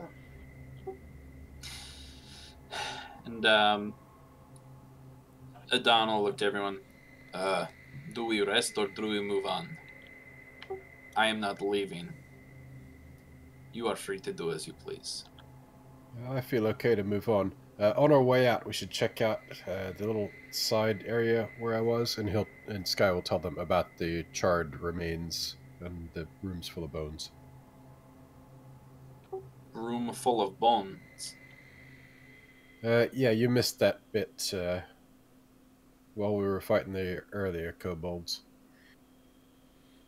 What kind of bones? There were a lot of humanoid. There was one that was fresher that looked like a dwarf. Looked like he was leaving. Looked like he was leaving a room when he got fried by something. So we better look out for traps when we're in there. Darn kobolds.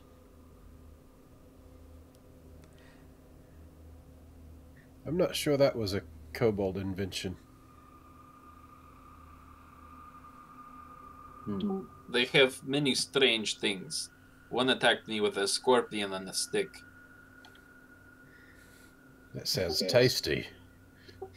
I already beat you to the punch. And you like see him pull out a stingerless scorpion, and he just like eats it.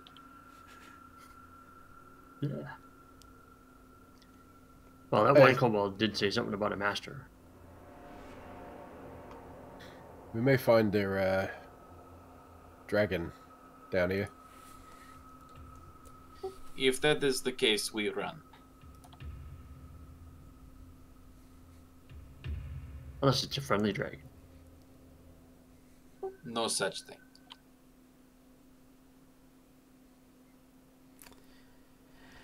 All right, guys, this is probably a good place to call it for next time. You're about 150 feet down the mine shaft here.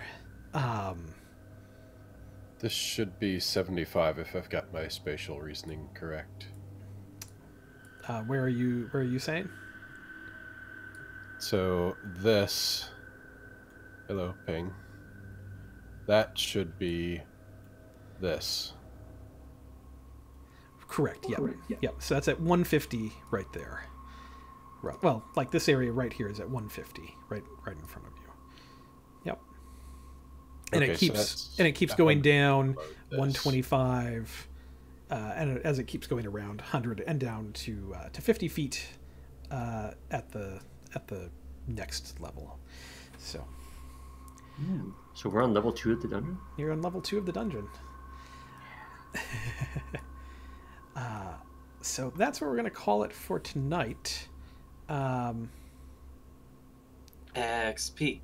Yeah, I'm trying to get you...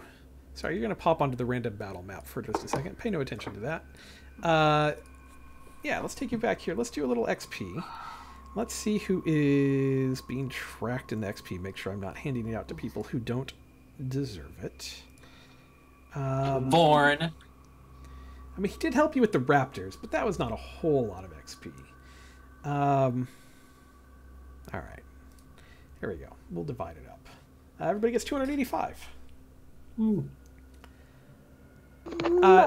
Yeah, and Jarvis, go ahead. I really liked what you were doing with your character tonight. You and Adon especially take inspiration. You had that nice conversation and the yeah, good stuff. And Sky, if you don't have it for catching that lizard, take some inspiration as well. I always forget. I've been inspired since session 1, and I always forget to use it. Red, do you have it as well? I do. I thought you did, which is why I wasn't necessarily gonna. I couldn't remember if Sky did or not. Didn't see a need to use it in the battle. Yeah. But thanks. All right, everyone. Well, thanks for watching tonight. We appreciate you tuning in. We will see you guys next week. We play every Saturday night, 8:00 p.m. Central Time. We'll be playing more Tomb of Annihilation here on Twitch and wherever videos of our stream can be found. Replays are on YouTube, usually with pretty quickly thereafter. Also, if you tune in Sunday mornings, we watch or we play Storm King's Thunder with it's a different group of players, but also playing that 10 o'clock. Not as cool as us. No, definitely not. I certainly would not. Yeah, 10 o'clock Central Sunday mornings. We will hopefully see you for those. And thanks for watching. As always, hit that subscribe button. That helps out a lot. We will see you guys next week. Bye. Bye. Bye.